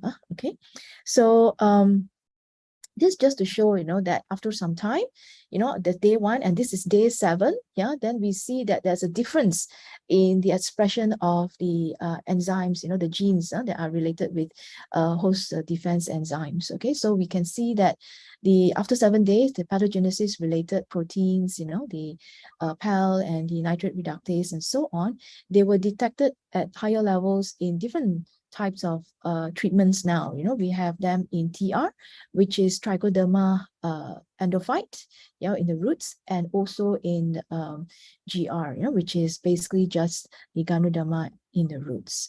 So this actually threw us a little bit off track because we didn't expect that, this were the outcome after 7 days. And here, it just simply shows us that whatever that happens in the field, or in the plant itself, yeah, it's very unpredictable, yeah, and you can see that the levels differ and the plant respond differently, to the endophyte as well as to the pathogen infection. So the other conclusion that we can give from here is that the endophytes, they do not induce severe stress in plants, which also ties up to the asymptomatic expression of symptoms. But we do, however, acknowledge that, RT-PCR actually provides us a lot of insights, to the interaction of biocontrol agents and a pathogen, and how they trigger, the plant's defense responses. Okay, so this is just a bit of a sharing, about how we've used this tool, and how it has helped us tremendously. Okay, and we have also done the SEM, whereby we use SEM to visualize, a lot of our biocontrol agents and how they perform, and so on. So I'm just going to share with you very briefly, what we have done so far in our study related to biopriming, of coating of beneficial microbes to seeds. So the traditional way, is to actually look at the percentage of the bioagent and trapped, and then we do the assays and we determine the spore viability and so on.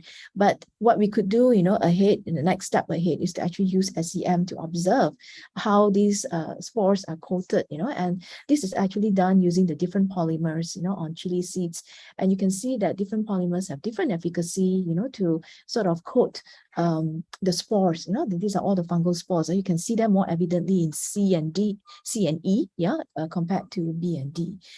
So we actually just sort of use this, to help us to visualize the efficacy of how our biocontrol agents can be entrapped onto the seeds. Okay, and the same thing with this, SEM here again, to help us to show us, what happens to the hypha, of the pathogen, yeah, upon exposure to the biocontrol agent, upon exposure to metal stress as well, and as compared to the one in control plate. So C is in control, but A and B has been exposed to various treatments. Okay, so just wanted to summarize here that the SEM actually helps us to provide observations, to complement existing observations from common assays. Okay, so the next part, I know I'm running out of time. I'm just going to go through very quickly.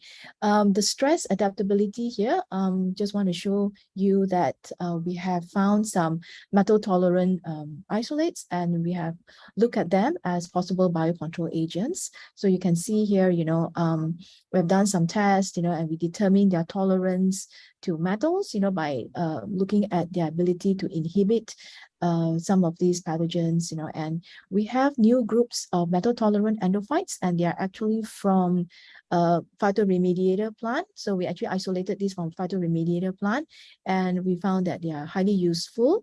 And we have actually tried this as well in our plants, and you can see that the ability to suppress the disease incidence was quite significant in the early 8 weeks, but then, after 12 to 16 weeks, there was an increase in the disease incidence.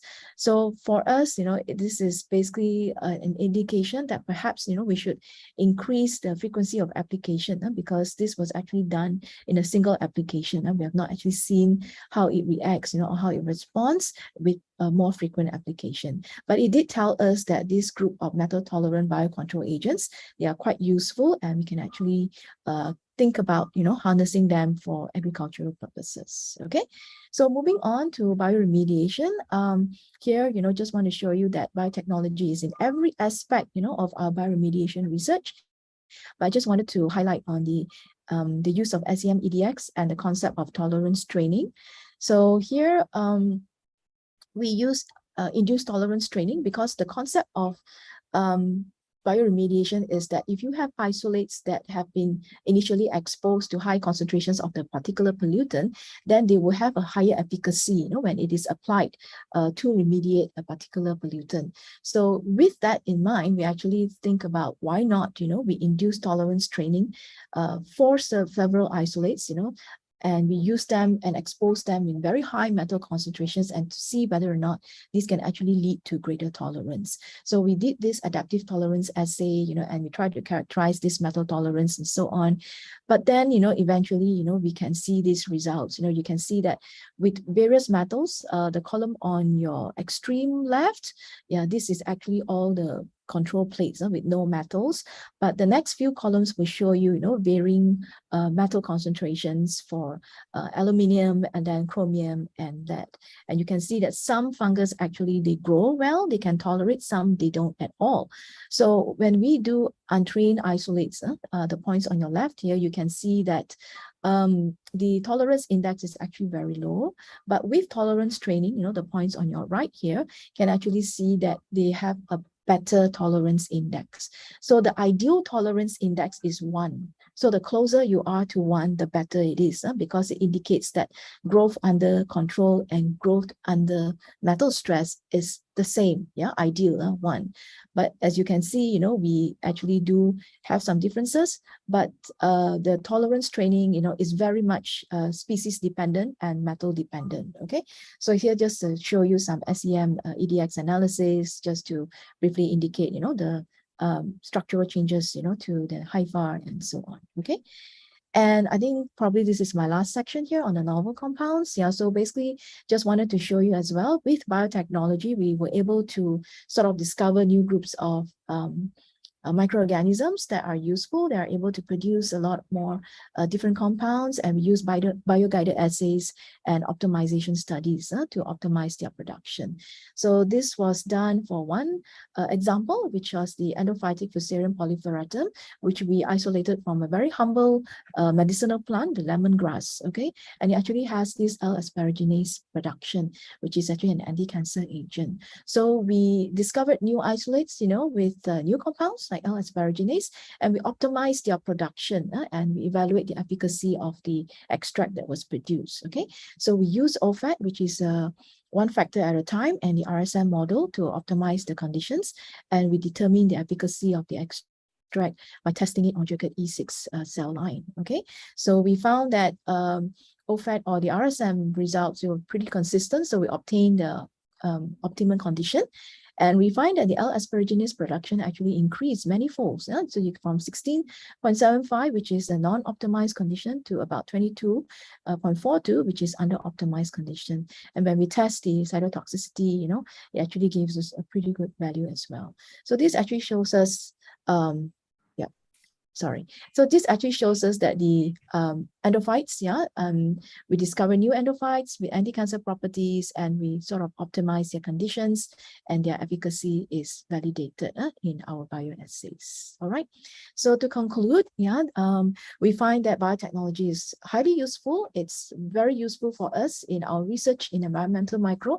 It has helped us tremendously in many ways, particularly in our areas of studies, in biocontrol agents, for agricultural use, for bioremediation, which is related to the environment. and also, for discovery of novel compounds and so on. It gave us a lot of valuable insights, and which we have not really thought of, if we have only used the culture-dependent methods, we would not have understood many of these new things that we have discovered. Okay, so last slide, I would like to acknowledge my funders for their very gracious funding, and also to my wonderful research students who over the years, have toiled in the lab, with me, and without them, none of this is possible. So thank you very much, and I will take the questions, I think, during the Q&A session, right? So thank you so much, and I apologize again for the technical hiccup and for taking too much time, but thank you so much for your time for listening to my talk. Thank you. All right, thank you so much. Thank you, Adeline. Thank you for your insightful and very comprehensive talk today. We have to move on. If you have questions for Dr. Adeline, please put it in the chat box. Ask it during the Q&A sessions. Right, let's move on to our next speaker, our invited speaker, Associate Professor Dr. Asmir Azhar bin Abdul Hamid from IIUM, with the talk of biomolecular interactions and dynamics of environmental protein. Let me briefly introduce our speaker. Dr. Asmir is the Deputy Coordinator for Research Unit for Bioinformatics and Computational Biology, RUBIC in short, from the Kuliah of Science IIUM Kuantan campus. He obtained his PhD from IIUM in biotechnology, focusing on molecular modeling and structural dynamics of environmental and disease proteins. And he published numerous research articles on this aspect. And he's currently the ESCO for Malaysian Society for Bioinformatics and Computational Biology, MASBIT. And he also conducted appointed as an instructor for several academic workshops, including workshop on bioinformatics and computational biology. And he's currently a research consultant for the medical device company to develop a nano rapid test kit, or nano RTK, for COVID-19 detections. His team has won a community awards for the nano RTK in the MIT Soft Challenge, and the project is still ongoing. So without further ado, Dr. Asmir, the floor is yours.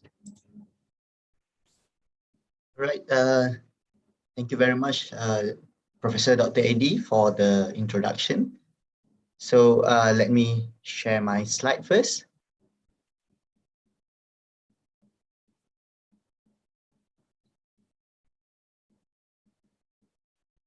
Yep, great. We can see your slide and hear you clear. All right, okay.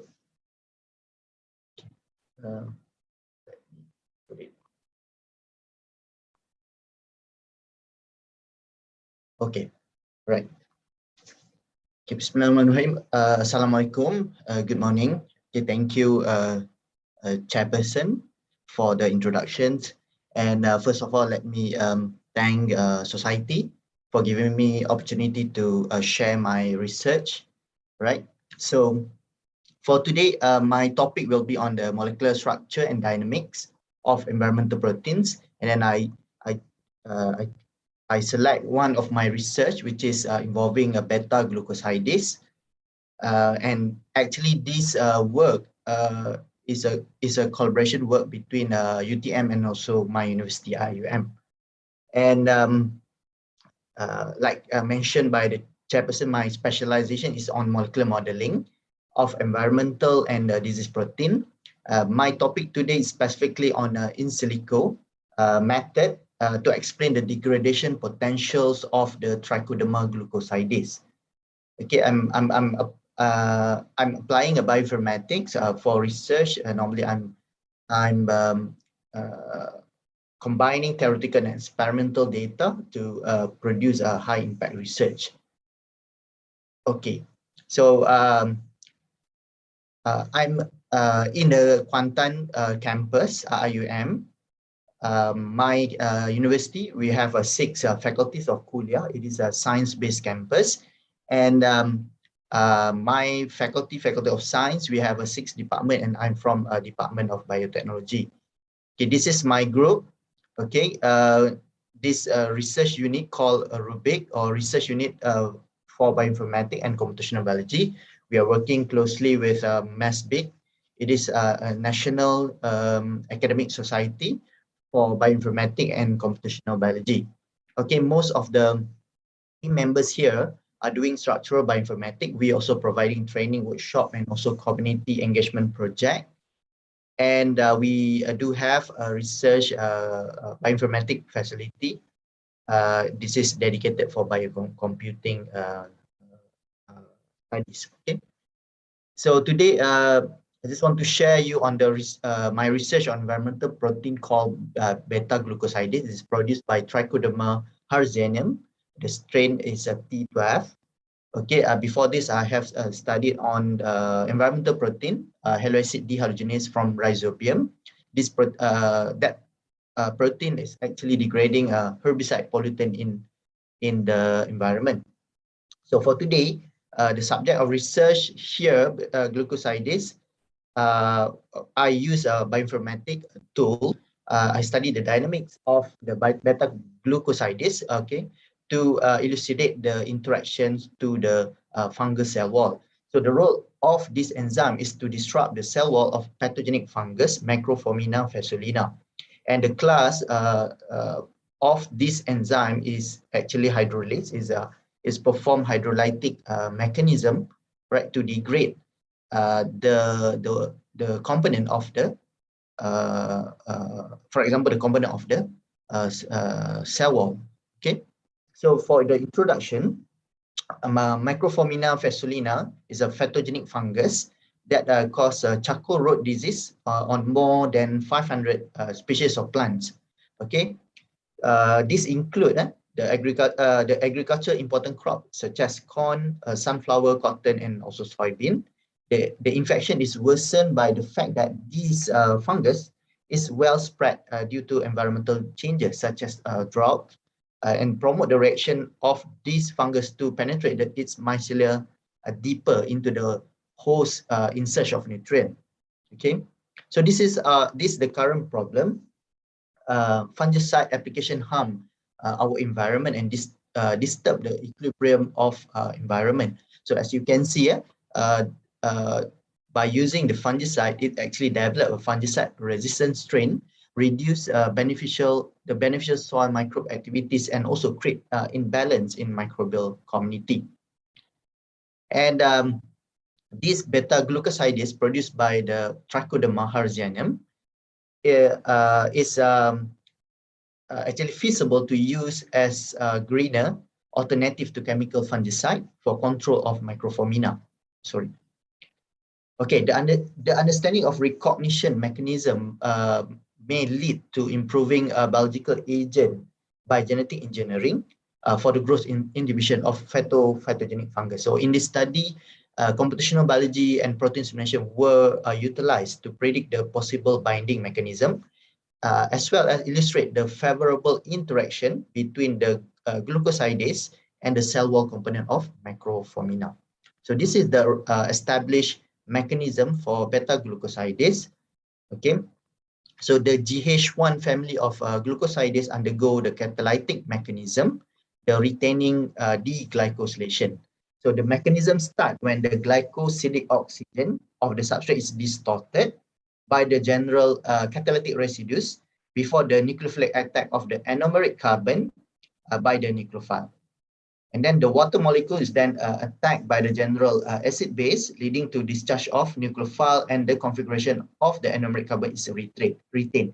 So this enzyme activates water molecule, which then produce the hydroxide ion and will cleave the glycosyl intermediate, right, and release a free sugar. All right, so beta-glucosidase enzyme produced by Trichoderma harzianum, studied by our collaborator in UTM, the year of 2017. The glucosidase identified to belong to GH1 family with BGL2 gene. So the GH1 glucosidase are folded as a single alpha beta. So you can see here from this image, alpha beta, 8 alpha beta thin barrel domain with 2 catalytic residues named glutamate or glutamic acid, right? All right. because of this is the beta glucan of microformina micelle cell wall. So based on the evolutionary and also genetic similarity to the aspergillus, we have referred to these components and developed the 3D structure of the fungal cell wall component, right? And just to mention that previously group research group in 2012 observed by pairwise comparison that the large number of shared gene, 54% between the Fusolina and Fusarium, and they in their comparison they have used the Aspergillus fumigatus as a reference genome. And Burnett in 2001 found a linear beta 1314 glucan in a micellar cell wall of Aspergillus, which is a representation of 10% of the total beta glucan. So for this study, we aim to look closely to the position residues of glucosides from trichoderma or THBJL T12 for the substrate attack mechanism. So specifically, we determine the active site of this enzyme that is responsible for interaction with the component of cell wall, characterize the interaction of this enzyme with the cell wall component, and identify the key important residues or important binding residues of this enzyme for molecular recognition. So the method for this study, first for the protein structure, okay, since the mRNA sequence of the T12 strain match 100% with the trichoderma in other strain 10C, the 3D structure model was employed from the protein data bank. Okay, the entry is 5BWF, and then we draw the cell wall component of microformina in 3D and optimize using the ATB program. After the input structure ready, and then we have performed molecular docking to find the binding interaction and simulate the protein in bounded state using molecular dynamic program, GROMAX. We have run the simulation in triplicate, okay, for 50 nanoseconds. This is the component that we have prepared: alpha and beta 13 glucan, beta 1314 glucan, and also chitin. This is the component that form the cell wall of microformina. So the result for this research or study, we have determined 12 residues 12 residues that form the active site of the THBJL T12. Okay, so this is a prediction done by Koch program, and then we have also performed blind docking using Autodoc, and from the blind docking was predicted different interacting residues, and from there we get the consensus residue, which is 6 residues. Okay, and we have also double checked these 6 residues where we did multiple sequence alignment to the glucosides from different type of fungus. Okay, so the outcome from both prediction method were compared and draw out the consensus of active site residues.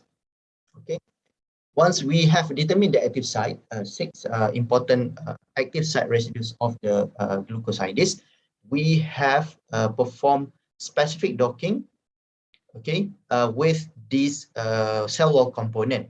So this is the result from molecular docking. Okay, and literature have shown that the glucosides generally has a low tolerance for inhibition by glucose, as the enzyme has broad active site entrance. Okay, the study believed that the chitin here, having an electron-rich oxygen atom in an acetyl amine unit, contribute to the increased binding interaction with the residue in the active site. That's why the binding energy slightly lower. And because of more rotatable bond in the chitin, it explains the minor difference in the calculated binding energies between the 2 groups of substrate, which is we consider these 2 are degradable, another 2 is non-degradable. Okay, this is the details of interaction from molecular docking. As you can see, the alpha and beta 1,3 glucan were hydrogen bonded, okay, to the amino acid tryptophan 3,4,5. But then for the beta 1,3,1,4 and also chitin, the important residue glutamate 1,7,2 hydrogen bonded to the substrate. And interestingly, from our docking, we found that the glutamate, which is another key residue in the glucosides, it interact with the chitin at a close distance. This is actually near the anomeric carbon. Okay? And we also study the hydrophobic interaction. From the finding, the formation of multiple hydrophobic interaction enhance the affinity of substrate to the active site and aid in the formation of a stable substrate enzyme complex. So their contribution have been known to cause the notable changes in the binding energy between substrate and enzyme. So the pattern of recognition can be seen by a line of residues. Here, tryptophan 127, tyrosine 304, tryptophan 423, tryptophan 345, and glutamate 430 form interaction with the between glucoside and the substrate, which is beta 1,3 glucan and also chitin. And tryptophan 304, tyrosine 304, tryptophan 345, and tryptophan 431 were identified as important residue in the active site of the enzyme glucosidase. And we extend the analysis into MD simulation. This is a global conformation. We evaluate the protein changes. From here, I would say that the consistent energy indicates the reasonable stability of the glucosidase ligand complex system. And from the RMSD, all of the substrate with a protein had a minimal atomic deviation, and this indicate reasonable stability throughout the course of simulation. Okay, and if you look at the distance and also hydrogen bond, a similar pattern of distance between 1.5 to 2.0 angstrom for all substrate. So the measure distance depicted that the substrate remain close to the active site pocket. Okay, and then we go specifically, like I mentioned, on the mechanism. The mechanism of hydrolysis start with the glycosylation, by which consists of substrate distortion and nucleophilic attack. And then the second step, deglycosylation, take place when the water is activated and attack the anomeric carbon, releasing back the amino acid and also substrate. So we look detail on every step for the mechanism. So this is this is the substrate distortion. I just want to highlight that beta 1,3,1,4 glucan is having a distance quite close to the catalytic residue 172. Right, this is from the nucleophilic attack. Again, the beta 1,3 and 1,4 glucan. Okay, it is from here we can see that the distance of the oxygen from the catalytic residue near to the anomeric carbon, which is important to make the glycosyl intermediate. And this is the glycosylation step. We also monitor the water, the behavior of water. So from here, beta glucan and chitin, the water quite stable in terms of position, and you can see the distance to the anomeric. The distance the glutamate acid between the glutamate acid and water also close. All right. Okay, and then this is the last step in the deglycosylation. We look the projection also distant water to the anomeric carbon, because this is the crucial step. When the water attack the anomeric carbon, it will release the free sugar. Okay. Okay, the readiness of water molecule for nucleophilic attack was measured from the angle projection between the water and the anomeric carbon. Okay, So Essen described that the position in 2010 described the position of the catalytic water molecule must be between the catalytic residue and the substrate in order to orient itself towards the anomeric carbon. So from here, when we look at the projection, the position of water is I can say favorable for the beta 1314 glucan. So here, the glucan 172 is responsible for activate the water, and then the water will cleave the sugar at the anomeric carbon. So the projection, the distance is favorable for the 1314 glucan and also chitin, right?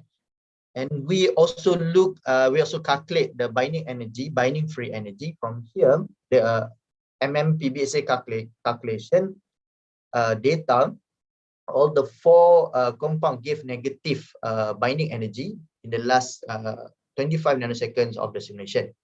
This negative value indicate a favorable binding between the substrate and also beta glucosidase. Beta glucosidase has a broad active site entrance, fall into GH1 family of glucosidase, which according to the previous study has high glucose tolerance attribute. So from here, we notice that all of the substrate bound stably in the active site, and the binding energy quite low, right? When we look at the 3D structure, the active site pocket is lined by deep and narrow binding subsite that function to restrain the path of glucose, leading to catalytic subsite. So there are two sites here. One is a binding site colored by red, and the blue color is the catalytic subsite. So in this binding subsite, there are hydrophobic interaction between the substrate and the residue, stabilizing the binding and enhance the affinity of the ligand inside the pocket. This contributes to the notable lower binding free energy between substrate and enzyme. The binding deduces that the substrate can enter into the pocket or the catalytic site and hence work synergistically with other cell wall degrading enzymes like chitinase, glucanase, and mannose. So this is from the scanning electron microscopes. ICM cell wall degrading enzyme were extracted from the trichoderma and treated on sample of microformina. The broken cell wall observed using SAM up to 10,000 magnification after hours of treatment indicate that the enzyme, the cell wall degrading enzyme, degrading the component of microformina cell wall. Okay, so in summary, the study successfully identified the active site of glucosidase THBGL-T12 to be conserved among the GH1 glucosidase family, with two catalytic residue, glutamate 172 and glutamate 373, identified as the catalytic residues. Okay, molecular recognition by intermolecular interaction revealed that substrate were favored to bind to the active site. However, beta 1314 glucan and chitin were the possible substrate to be hydrolyzed. The orientation and position of this 1314 glucan inside the catalytic substrate was proven to be the possible degradable substrate. Okay, others, tryptophan 345 was the only consistent active site residue that interact with all the ligand, and the glutamate and tyrosine 304 may important to stabilize the enzyme substrate intermediate during the nucleophilic attack. So we have published this work in the Journal of Biomolecular Structure and Dynamics. Okay, like mentioned just now, I'm not only studying environmental protein. So in my lab, we also study and do modeling of disease protein. So the current work is doing modeling of DNA aptamers for hepatitis B virus detection. This is a collaboration with UniKL, and also we study the antigenic determinant for nervous necrosis virus. This is collaboration with fisheries department. Okay, we develop a vaccine, okay, for grouper fish, which are normally infected by this type of virus. Okay. All right, I think it's already 20 minutes. That's all for my research presentation. Thank you. Thank you, Dr. Azmi. Thank you. Just in time. I thought you will be having another presentation on the disease. Thank you so much. If you have any question for Dr. Asmir, please don't hesitate to write in the chat box. Due to the times, we have some delay just now, so we'll skip the short break and we'll proceed straight to the oral presentations. And our first oral presenter will be Luqman Noor Hakim Baharuddin from USIM, University Science Islam Malaysia. Luqman, if you are ready, the floor is yours. Yes, I'm ready. Everyone can hear my voice? Yes. So I will share my screen. Are we looking at your screen or we are looking at Asmir's screen? I can share. Yeah, Okay. all right. Okay, thank you.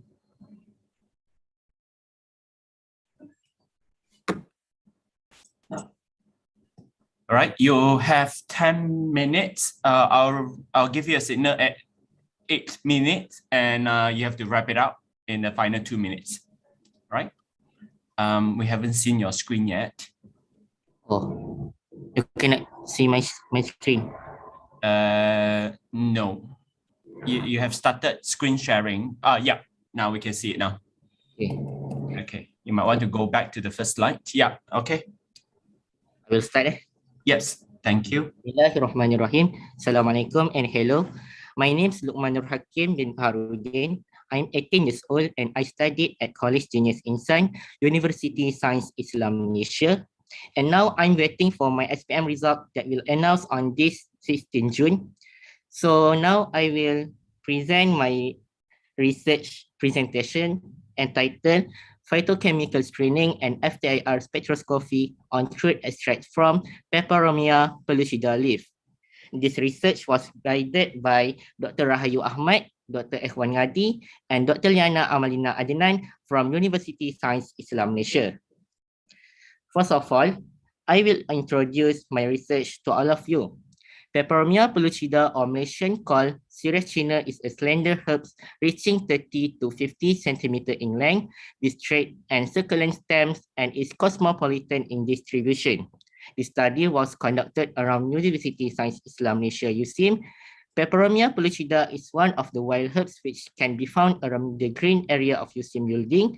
The study is focusing to investigate the phytochemical compounds and functional groups of Peperomia pellucida through a few methods. So I will go through the objective of my research. My first objective is to extract the bioactive compound from Peperomia pellucida collected from USIM green area through solid liquid extraction process. Second, to examine the phytochemicals compound in Peperomia pellucida. Third, to determine the functional groups present in the Peperomia pellucida extract using Fourier transform infrared spectroscopy FTIR. Now, I will move to materials and methods which I had used in conducting this research. So there are 4 methods for conducting this study, such as sample collection, sample extraction, phytochemical screening, and Fourier transform infrared spectroscopy. So I will explain deeper about sample preparation. This research was conducted around University Science Islam Malaysia. Peperomia pellucida was collected around the University green area. The leaf were dried in oven at temperature 60 degrees Celsius for 24 hours. The dried sample was grounded to obtain the powder. The grounded sample was filtered, sorted, and kept in a salt Duran bottle for further use. So I will explain the second method, that's sample extraction. This method also are divided to 2 types, which is hot water extraction and ethyl acetate extraction. So first, I will explain about first extraction method, that's hot water extraction. 5 grams of the grounded Peperomia pellucida sample was added with 200 ml of distilled water. The sample were heated at temperature 80 degrees Celsius for 2 hours. The sample were filtered. The extract solution of Peperomia pellucida sample was used for phytochemical screening. So next, this is the ethyl acetate extraction method. So 10 gram of Peperomia pellucida sample was extracted with 100 ml of ethyl acetate solution at room temperature for 48 hours. The solution from the sample was separated by using the pipette, and we will use a rotary evaporator to evaporate ethyl acetate solution. So the pure extract solution was produced and used for phytochemical screening. Okay. So let's move to the next method, phytochemical screening. This method was conducted to indicate the presence of phytochemicals compound by doing several tests such as flavonoid test, phenolic test, resin test, sterol test, tannin test, and saponin test. So 6 phytochemical compounds is our tested compound to indicate. By the way, I will explain deeper about this method in the result part soon. I will go through first to the Fourier transform infrared spectroscopy method. Okay. This method was conducted by using FTIR spectrometer. The sample of Peperomia pellucida was put on the spectrometer to indicate the presence of bioactive compound in that sample. At the end of this method, we will see the graph shape. The peak of the graph will identify the presence of the bioactive compound in Peperomia pellucida. So as you can see, this is the reading of graph of the peak of the graph. So I will show the result later. Okay, now I will show you the result of phytochemical screening and FTIR method. First, I will explain about flavonoid test, one of the phytochemical screening method. So 3 test tubes were taken and 1 ml of the extract was added into the test tube. Then 1 ml of 10% sodium hydroxide was added to each test tube. The presence of flavonoids was indicated by a dark yellow color. So I observe the color of the extract turns dark yellow. In conclusion, the presence of flavonoids was indicated in the Peperomia pellucida extract. So next, we go to the phenolic test. The method is 1 ml of each extract was dropped on a blue litmus paper. The presence of phenolic compounds was identified when the blue litmus paper turned red. I observe the blue litmus paper turns red. So I will conclude the presence of phenolic compounds was identified in that extract. Next, I will explain about sterol test. The method is 3 test tubes were taken and 1 ml of the extract was added into each test tube. Then 1 ml of sulfuric acid H2SO4 was added to each test tube. The presence of sterols was indicated by a red precipitate. So I observe red precipitate was formed. So the conclusion is the presence of steroid was indicated in the Peperomia pellucida extracts. So next, tannin test. 3 test tubes were taken and 1 ml of each extracts were added into each test tube. Few drops of ferric chloride reagent FeCl3 was added to each test tube. The presence of tannins was indicated by a blue color. So I observe that blue was formed. It will conclude the presence of tannins was indicated in the Peperomia pellucida extracts. So, and the last, I was examined the saponin test. So the method is 3 test tubes were taken and 1 ml of each extracts was added into the test tube. The test tube containing extracts were added 1 ml of distilled water and shake for 5 minutes using a vortex. The appearance of foamy was indicated the presence of saponins. I observed foam will form, so the presence of saponin was indicated. Okay, so this is the overall result of phytochemical screening, which Peperomia pellucida contains all tested phytochemicals compound. And then I will show you the graph of FTIR spectroscopy and the table containing the result from the peak on the graph. Several bioactive compounds was predicted, such as alcohol, alkane, alkyne, aldehydes, aromatic, nitro, and alkyl. So I will explain to you what is the relation of phytochemical screening FTIR and that we get from the result. Okay. So now I will explain more deeper about our methods later, about our methods. In FTIR method, I indicated the presence of alcohol and benzene. So alcohol has hydroxyl functional group and aromatic has hydrocarbon contains benzene. Both functional groups are the main part of antioxidant structure. The free hydroxyl groups on the aromatic strain benzene is responsible for the antioxidant properties. So the hydrogen from this group is donated to the free radical, resulting in preventing oxidation of a substance. Hence, alcohol and benzene is the main structure of phytochemical compounds as the picture shown. Okay. So now we will move to the discussion of the study. This discussion I will relate to the previous study that I had read. So flavonoids plays a role as antioxidants which can prevent the development of cardiovascular disease, diabetes, cancer, and cognitive disease. Phenolates are able to act as antioxidants where the antioxidant capacity of phenolates compound is also attributed to their ability to chelate metals involved in the production of free radicals.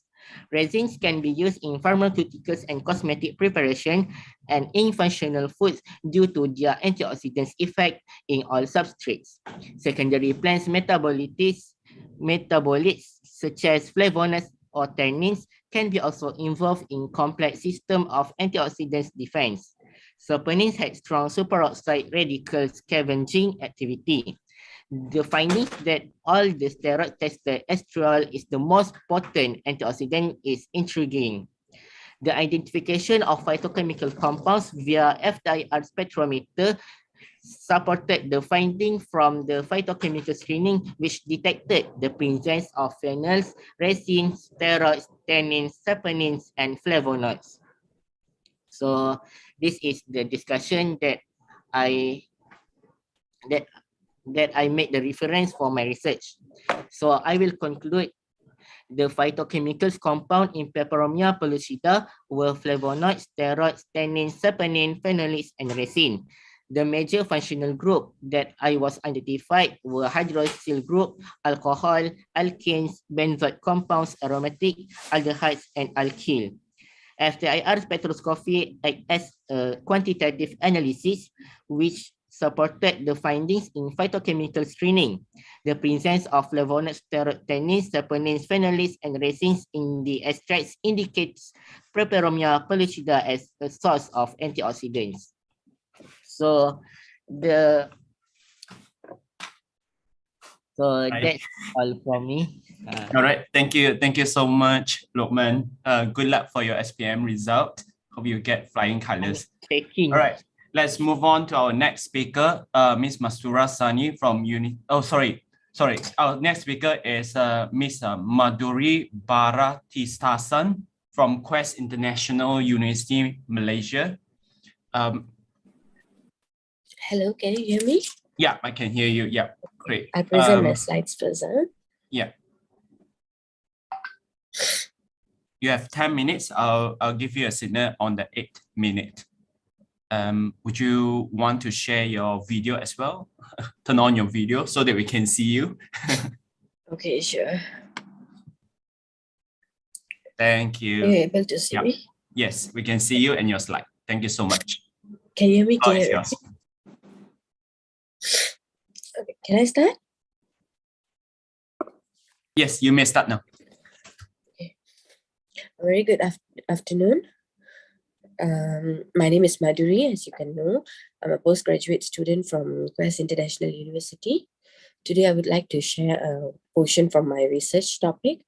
And the topic will be the potential chemical compound methyl areca cartridge against ADs for pesticide formulation. Without further delay, let's move on to the first introduction slides. So the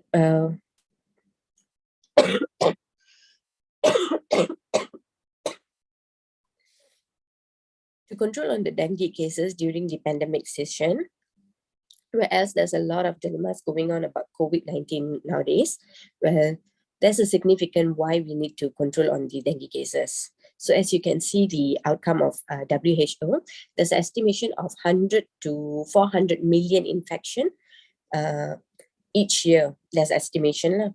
So according to Malaysia itself, in the year of 2019, there's about 119,000 cases approximately involving together with dead cases as well.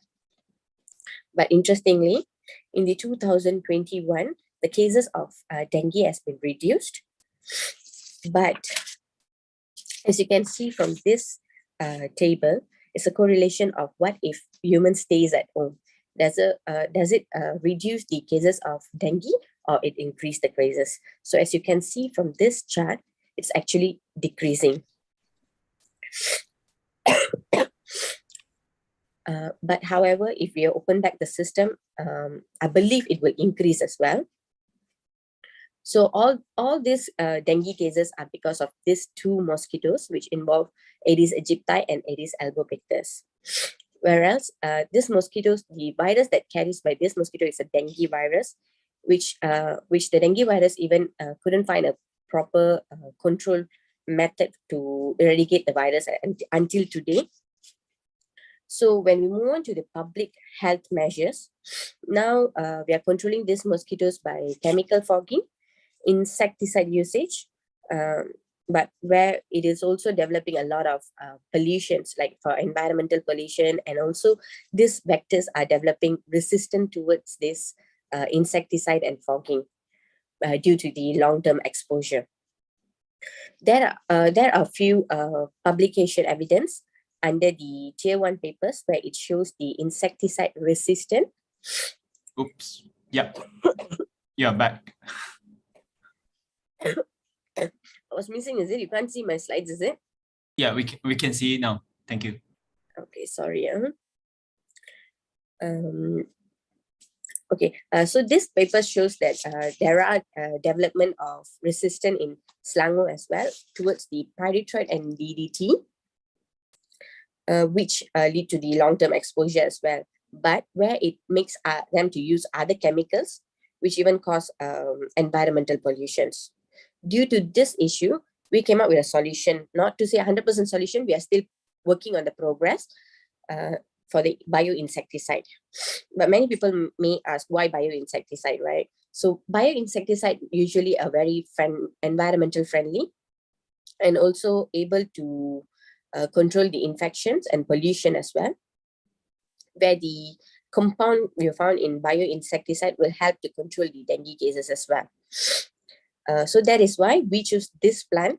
It's called Areca catichu. In normal term, we can call it betel nut or areca plant, areca palm, sorry.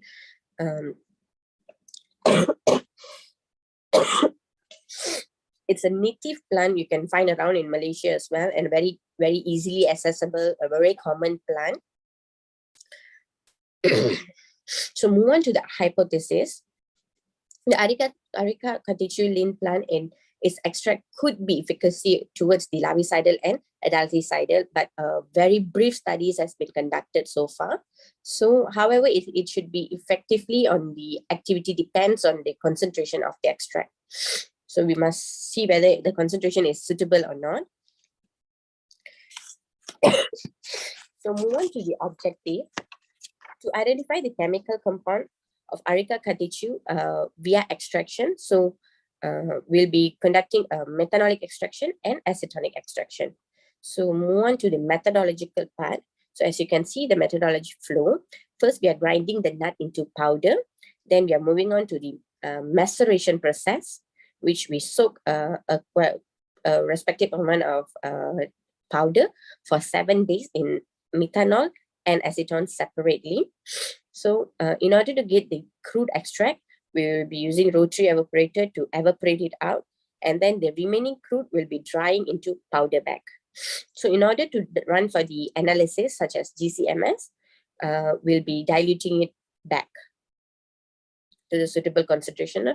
So this one is the result outcome of methanolic extract, where it carries 11 compounds so far, which the majority compounds are has larvicidal property, such as ericoline, decanoic acid, phenol, and methyl ester. Whereby the other compound also shows a pesticidal effect, nematicide effect, and insectifuge effect, and also insecticidal effect.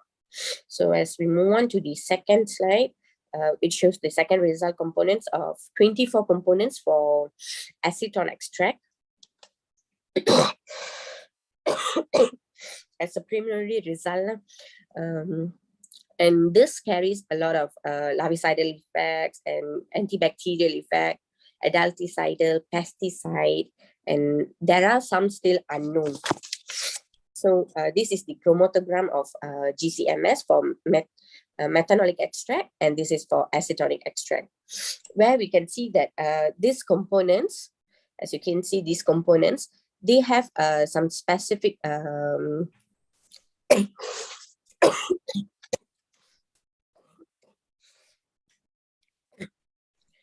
which has the specific effects towards some insects. There's some studies shows that they have patent compound for pesticide, insecticides as well. So they have tested earlier, they have tested on fly, beetles, and caterpillar, which in caterpillar, it shows a rapid killing effect and some paralystic effect on other insects. Okay, other than that, even in decanoic acid, as you can see in this methanolic extract table, decanoic acid also showing a nematotic effect on C. algae within 5 to 10 ppm. So throughout this journey, we also able to run some larvicidal tests using Aedes aegypti and Aedes albopictus. We get a promising result which we were able to publish on PLOS One paper. And still some further studies are going on with the adults and ovicidals as well. So as a conclusion, the chemical compound of Areca catechu nut from GCMS show a large potential bioinsecticides actually, which able to act as a pesticide, insecticide, larvicide, fungicide, and others as I mentioned earlier. But there were also some unrelevant or relevant peaks which we couldn't identify completely, which need further studies like LCMS or HPLC or some other studies.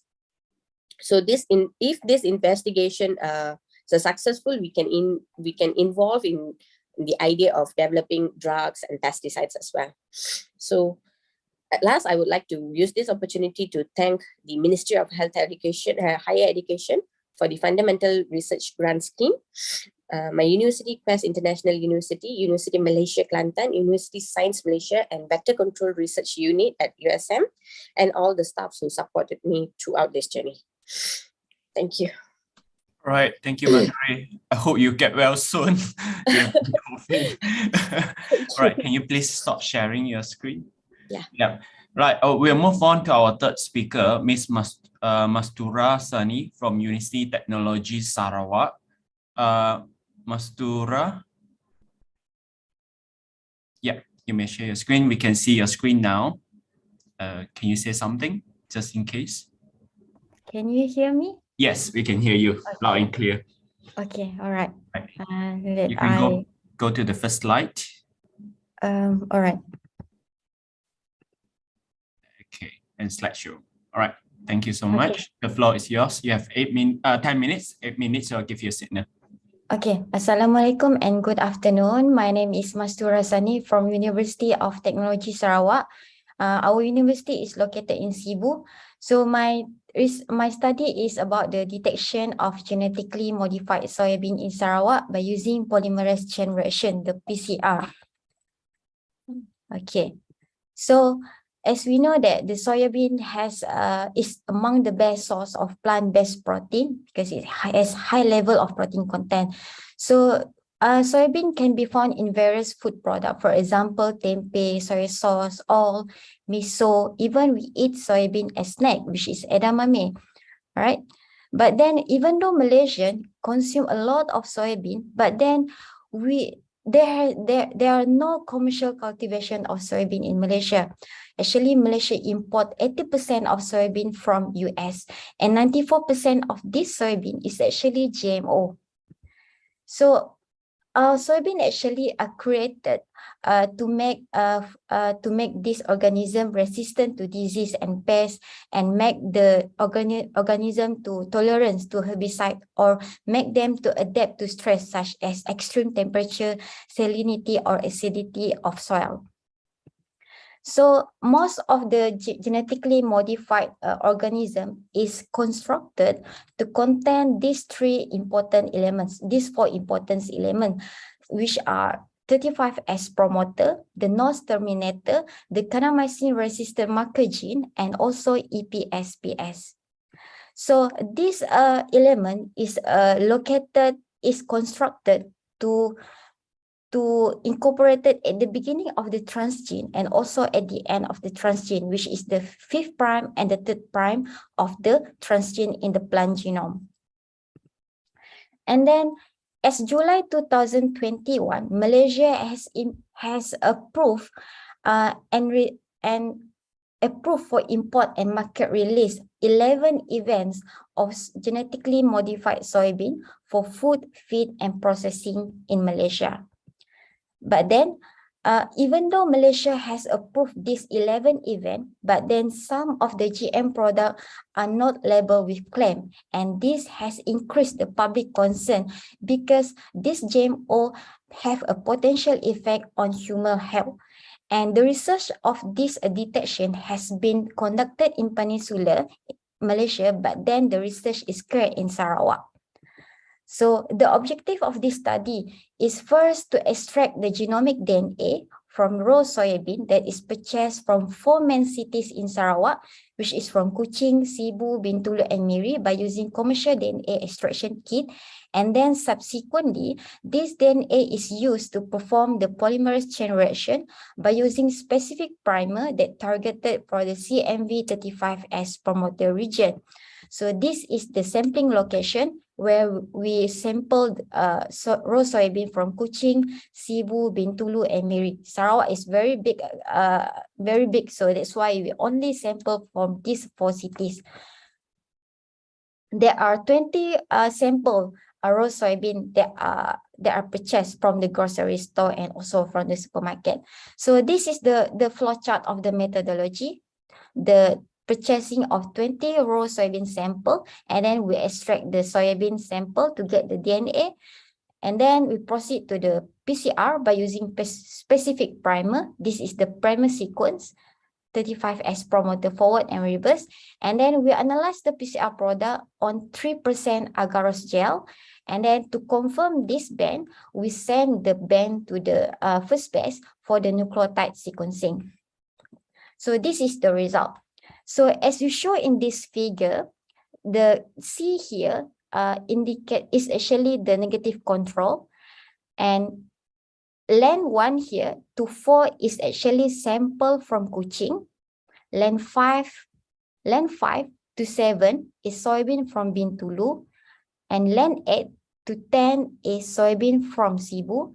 Len 11 to 18 is soybean from Miri, and len 19 to 20 is soybean from Sibu. So the presence of band here indicate the positive result for 35S promoter, which indicate that soybean is GMO. So the band is 100 base pair. We send this band to the first base to confirm that the DNA is 35S promoter. So we tabulate the result in this table. So from this table, we can see that there is out of 20 samples, 70 samples is positive for 35S promoter, which is most of them is from Kuching, Bintulu, Miri, and Sibu. All of the cities got the GMO soybean. So this result show you the nucleotide sequencing, which confirm that the PCR product that we get from the analysis is 35S promoter. So we also compare our result with a previous study that is conducted by Abdullah in 2006. Out of 20 sample they purchase, all of the sample is positive for 35S promoter, but the result is in contrast with Tung Nguyen, which is none of GMO is detected in their samples. But then when I compare, the difference in result is because the difference of PCR profile they use for the Tung Nguyen. So although the GMO has a many advantage to in our world, because in terms of our food security, for example, but then GMO also has a potential health effect. For example, as reported by Bawa Anikuma, health risks associated with GM food are concerned with toxic, allergen, and genetic hazard.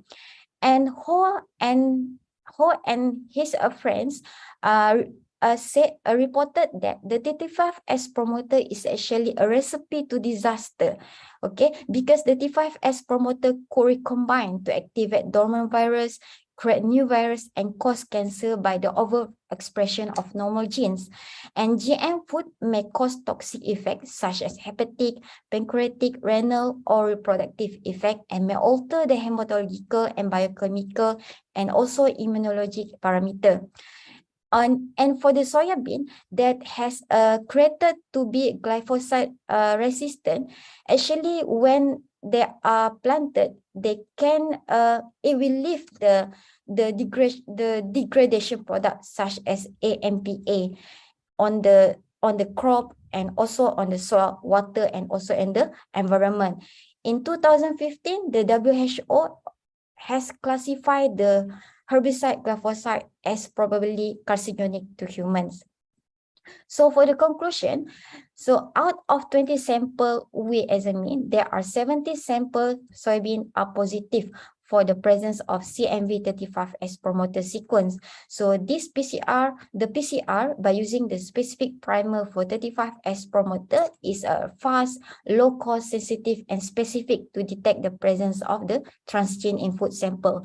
So this result demonstrate that the presence of the genetically modified soybean in Sarawak, so reinforcing the need for the development of accurate quantitative method for routine analysis and also accurate labeling in order to protect the consumer right.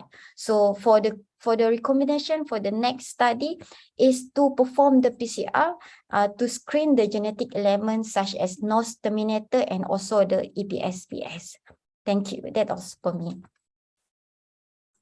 Thank you, Mastura. Thank you for keeping the time short and interesting presentations. Well, we'll move on to our last presenter for this sessions, Dr. Nali Hong from Forest Research Institute, Malaysia. Dr. Na, can you share your screen? Yes.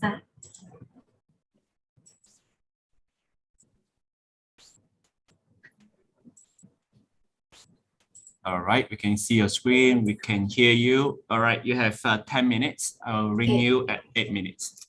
Yeah, okay. A very good afternoon to everyone. I'm Tina from Frame. Today I'm going to share our research entitled DNA Barcoding of Tropical Herbal Plants, a resource for herbal product authentication. Okay, well, first of all, I would like to highlight the main problems that we have encountered in the herbal industry. Yeah, between 2016 and 2020, there are more than 6,000 herbal products were registered with EMPRA in Malaysia. However, there are about 10% of the herbal products tested were reported to be adulterated. Referring to the graph, the purple color bar indicates the number of adulterated samples.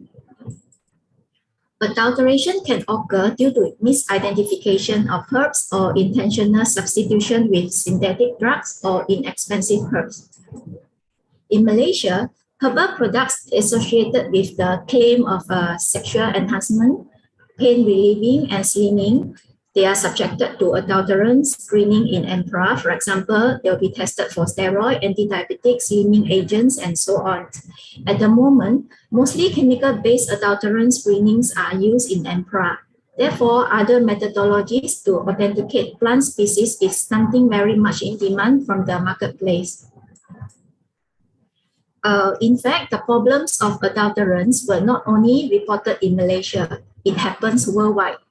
The New York Times reported that herbal supplements are often not what they seem. There's a group of Canadian researchers that tested 44 bottles of popular supplements sold in the US, and they found out actually there are only about 48% of the products are authentic, and the rest they are either incorrectly labeled, substitute with other plant taxa, or there are presence of contaminants or fuelers like, for example, soybean, wheat, and rice.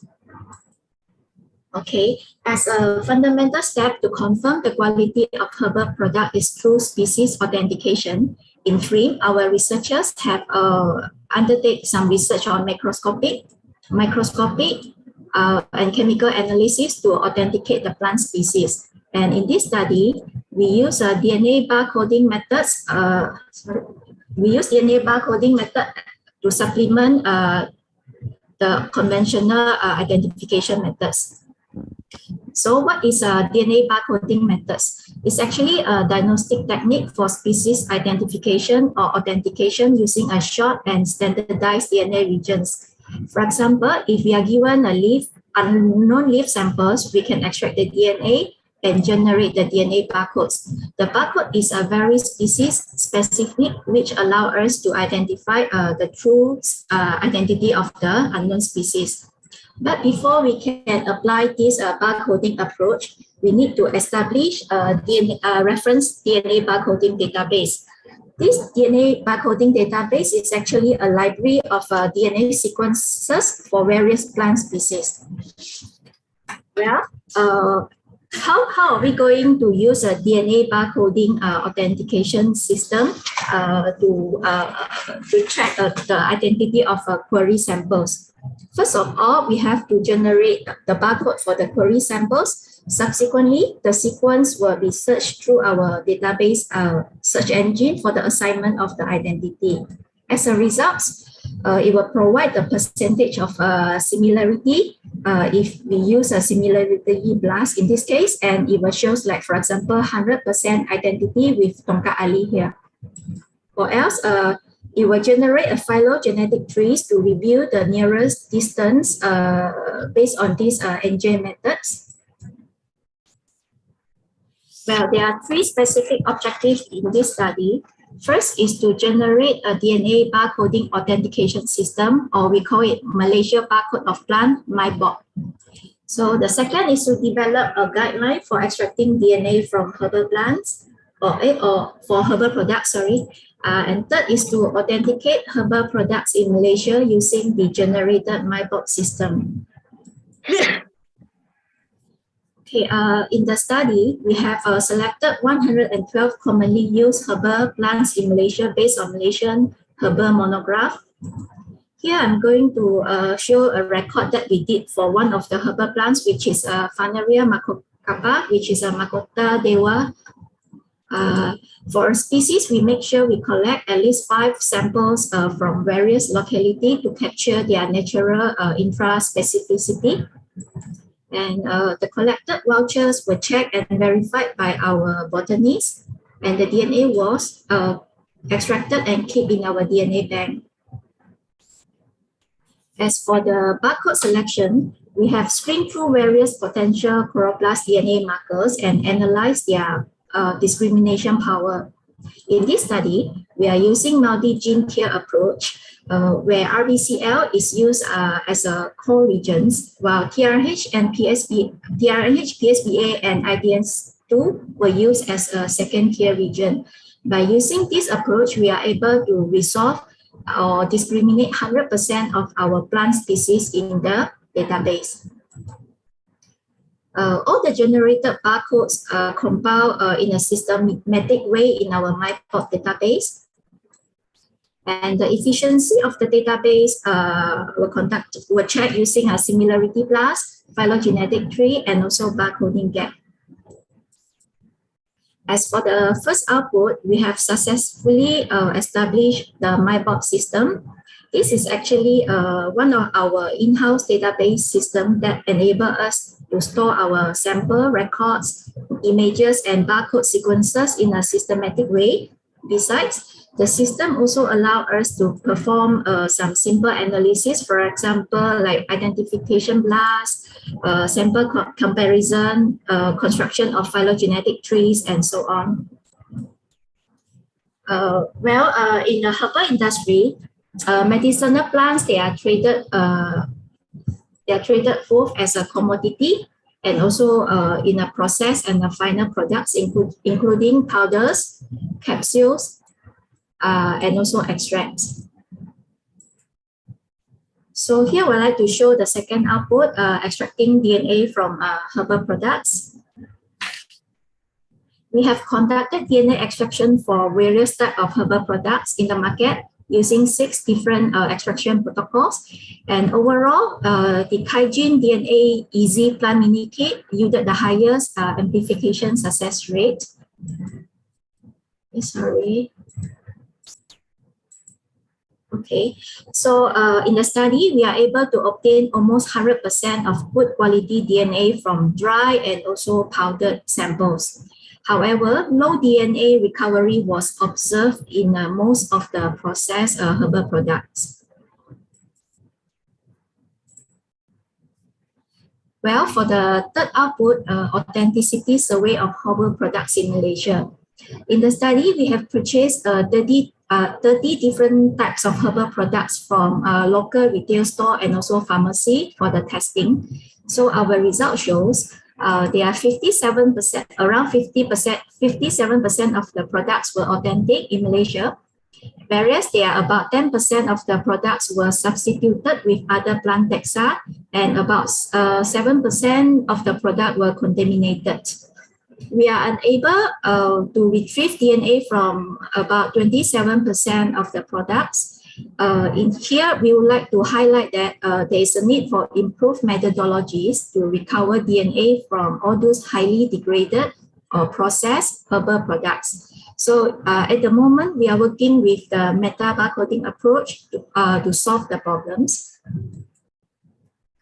I'm picking a few examples to show how this authenticity survey of the herbal products in Malaysia. All the products we purchased and the DNA were extracted. Here, I would like to show a few examples. For example, for the first product is labeled as a Tongkat Ali. So we extracted the DNA and get the barcodes, and we found there are 100% similarity with the Tongkat Ali reference in our database. So the status for the first product is authentic. Similarly, for product 2 is a Kachip Fatima. Product 3, we authenticate them is a Maschotek. Product 4 is a Karas Tea. And the 5th product is a Hembatu Bumi. All the products here, they are having the status of authentic. And for product 6, it's labeled as a Misai Kuching tea, but we found there's no similarity here. And in fact, it's substituted with Belalai Gajah. Belalai Gajah is one of the herbs that they use to treat cancer. And for product 7, it labels as 100% lemongrass, but we found actually it's contaminated with moringa as well. Means there is 2 types of DNA barcodes in the products. For product number 8, is labeled as a neem, but because this is a processed product, so we can't get the sequence here. During the authenticity survey, we encountered different types of Tongkat Ali products in the market. By looking at the pictures, I believe you can tell there are actually differences between these 3 products by looking at the colors, but they are all selling with the same packaging as Aka Tongkat Ali. So we therefore conducted authenticity testing for these type of products. So our result showing the yellow color Tongkat Ali is actually the true Tongkat Ali in Malaysia. Many types of research were carried out for this genuine Tongkat Ali, which is traditionally used to improve energy and also men's health. For the second one, the Tongkat Ali Merah is actually another genus, which is a Primatomeris tetrandra, or locally known as Tongkat Haji Samad. The third one is a Tongkat Ali Hitam, which is a Polyatia bullata. Such a substitution that we observe here, it might because they are all having the similar local name. They are all called known as tongkat, so that's why there is a confusions here. Okay. So as a conclusions from the study, we managed to establish the MyBox system for our herbal species in Malaysia. And also by using a multi-gene tier approach, we are able to resolve 100% of the plant species in the database. We have generated the guideline for extracting DNA from herbal products. And also we have conducted authenticity survey of the herbal product in Malaysia. Okay, this project was funded by MOSTI under Science Fund. And please refer to our publication if you need further information. That's all from my presentation. Thank you. Right, thank you so much. So I should pronounce your name as Tina, right? Yeah. I thought just now. All right, so. Yeah. Actually, I'm Nali Hong, but it's easier to call me Tina. Yeah. All right, okay. So yes, thank you. I was checking with Dr. Gita about how to pronounce your name. Okay. Thank you so much. All right, so we would like to proceed to our next session, which is Q&A. All right, this Q&A is open for all our participants today. If you have any questions for our speakers, might be Dr. Adeline from the plenary or Dr. Asmi for invited, and as well as all our invited speakers, all our oral speakers here. So if you have questions, you might type it in the chat box. And so far, I have 2 questions. Let's start with the one in the chat box before I go back to Dr. Adeline. So Miss Mastura, we have a question for you. Would like to ask is that all GMO will carry the 35S ICMBB promoter, and do you have plan to report your findings to Malaysia or authority for further actions? Thank you for the questions. From what I read, 80% of the GMO is carrying the 35S promoter, because this 35S promoter drive the expression of the transgene. Yes, and that's why most of the GMO will carry the 35S promoter to drive the expression, and then NOS terminator to stop the expression. All right. So would this 35S promoter not being affected if the GMO is being processed to the final products, like soy milk and everything? Is this 35S still remained? I'm not for the refined product. Maybe the DNA will be degraded, but then for the food such as tempeh, it is still in solid, right? I think we still got the DNA inside. All right, thank you so much. I'll move on to the next questions. Miss Madhuri, are you okay to answer questions? Yeah, okay. All right. So the questions from Dr. Cheung is would like to ask, did you see different level of activities among different this species, and just wondering, does this compound has any effect towards human environments for the use of pesticide? Okay, so far we've done on larvae and adults. So with a range of up to 3,000 ppm. So in larvae, we are using stage 3 and stage 4. So in the early stage itself, we are seeing about like 300 ppm or to 800 ppm, we can see the mortality effect. So for the environmental and for pesticide, so for environment based, we haven't tested anything yet. But with the non-targeted organism, which we use guppy fish for the testing, there's no mortality observed even up to 3,000 ppm. All right, that's cool. That's cool. I was having this question in my notes as well, the specificity of the drugs, and how do you specifically target the larvae and not the fish, and so on. All right, thank you so much. All right, so I don't see any more question in the chat box, so it just give me the opportunity to ask all the questions I want. This is so Malaysia culture. All right.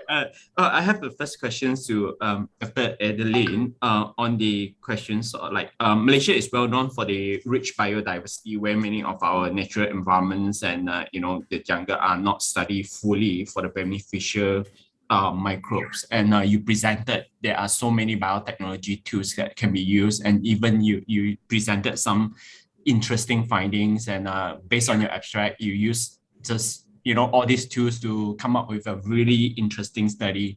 So is there any collaborations between you with Frames and Tina is here? yeah. So is there any collaborations that we can expand this to fully utilize our natural resources? Thanks very much. You can hear me, right?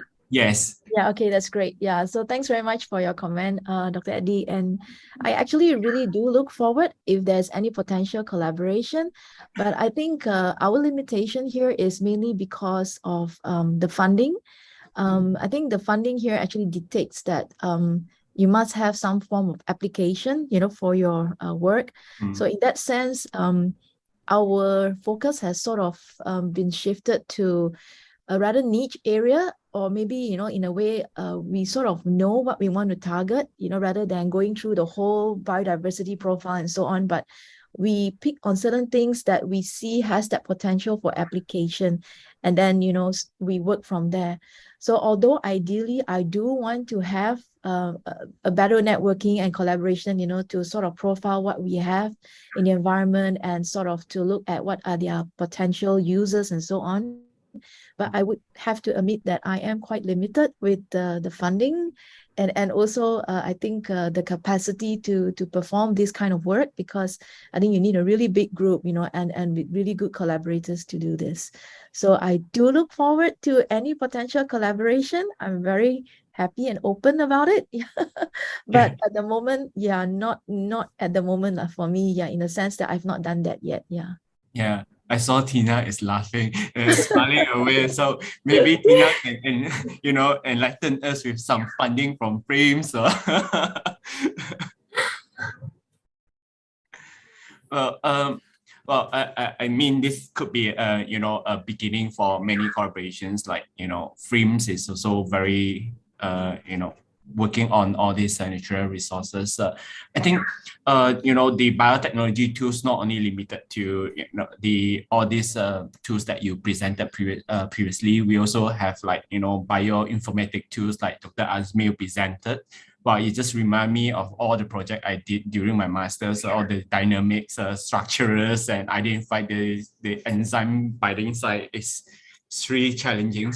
And Dr. Azmir, maybe I think we have some students here as well, and for those, I think molecular modeling is one of the subject that we are really scared of. I'm not speaking for others, but myself, it's like you need to have really good imaginations, and you need supercomputer to solve all these problems and these structures. And well, maybe you can give some advice to our students here, and what can we do, how we can fully utilize these bioinformatics tools for the benefit of our research.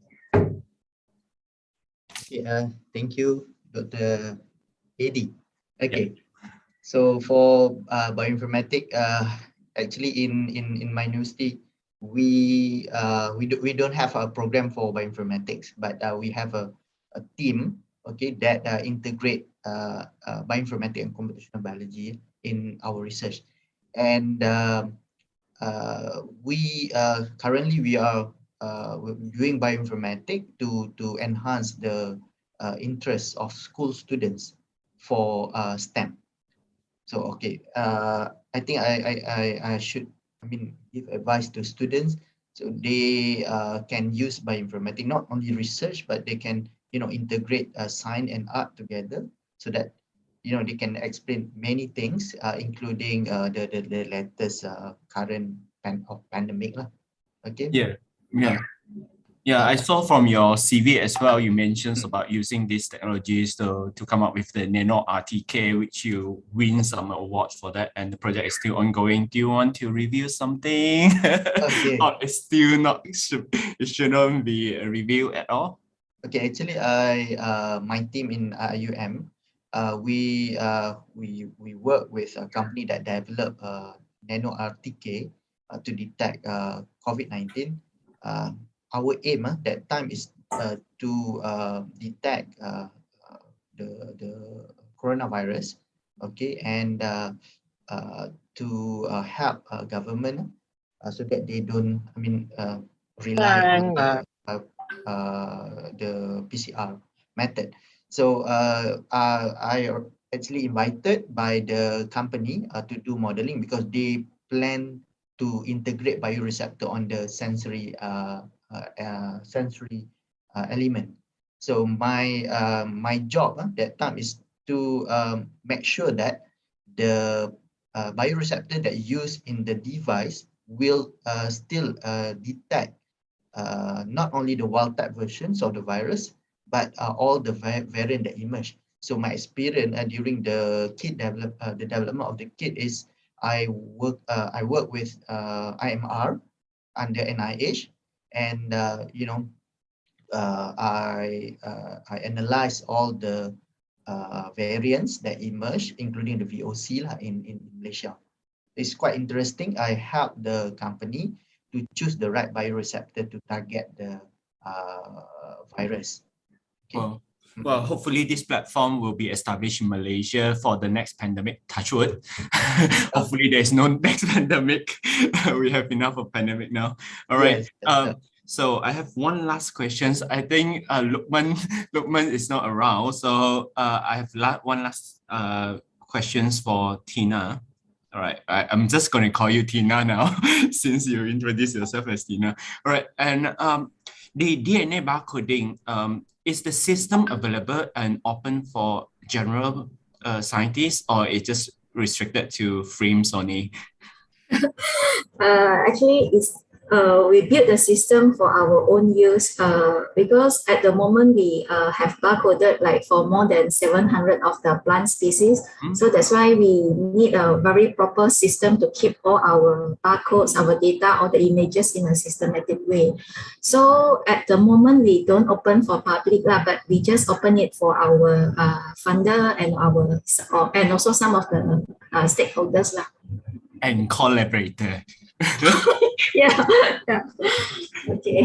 All right, because especially for us who are working on natural products, and when we discover some anti-cancer or anti-whatever drugs, we always being asked like, have you identified your plants? Having your DNA barcoding system is definitely will be way forward. We can just extract the plant DNA and check, and we can identify. Otherwise. That's right. We received quite a lot of samples from the industry player and also from some of the postgrad students as well. Before they really they want to submit the thesis, they will ask us to help to authenticate the plant species for them. Yeah. So we received quite a lot of requests for the service. Yeah. Yeah, then you should open up your system and let people to use. Then you need to generate income anyway, so that's good also. All right, Thank you so much, and it's really interesting sessions, and I hope everyone in this session enjoy.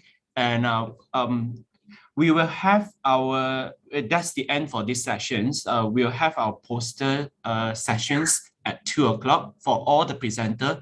Please come back at least 10 or 15 minutes earlier so that you join into your respective breakout room. Please come back to this hall as well, then join into the respective breakout room.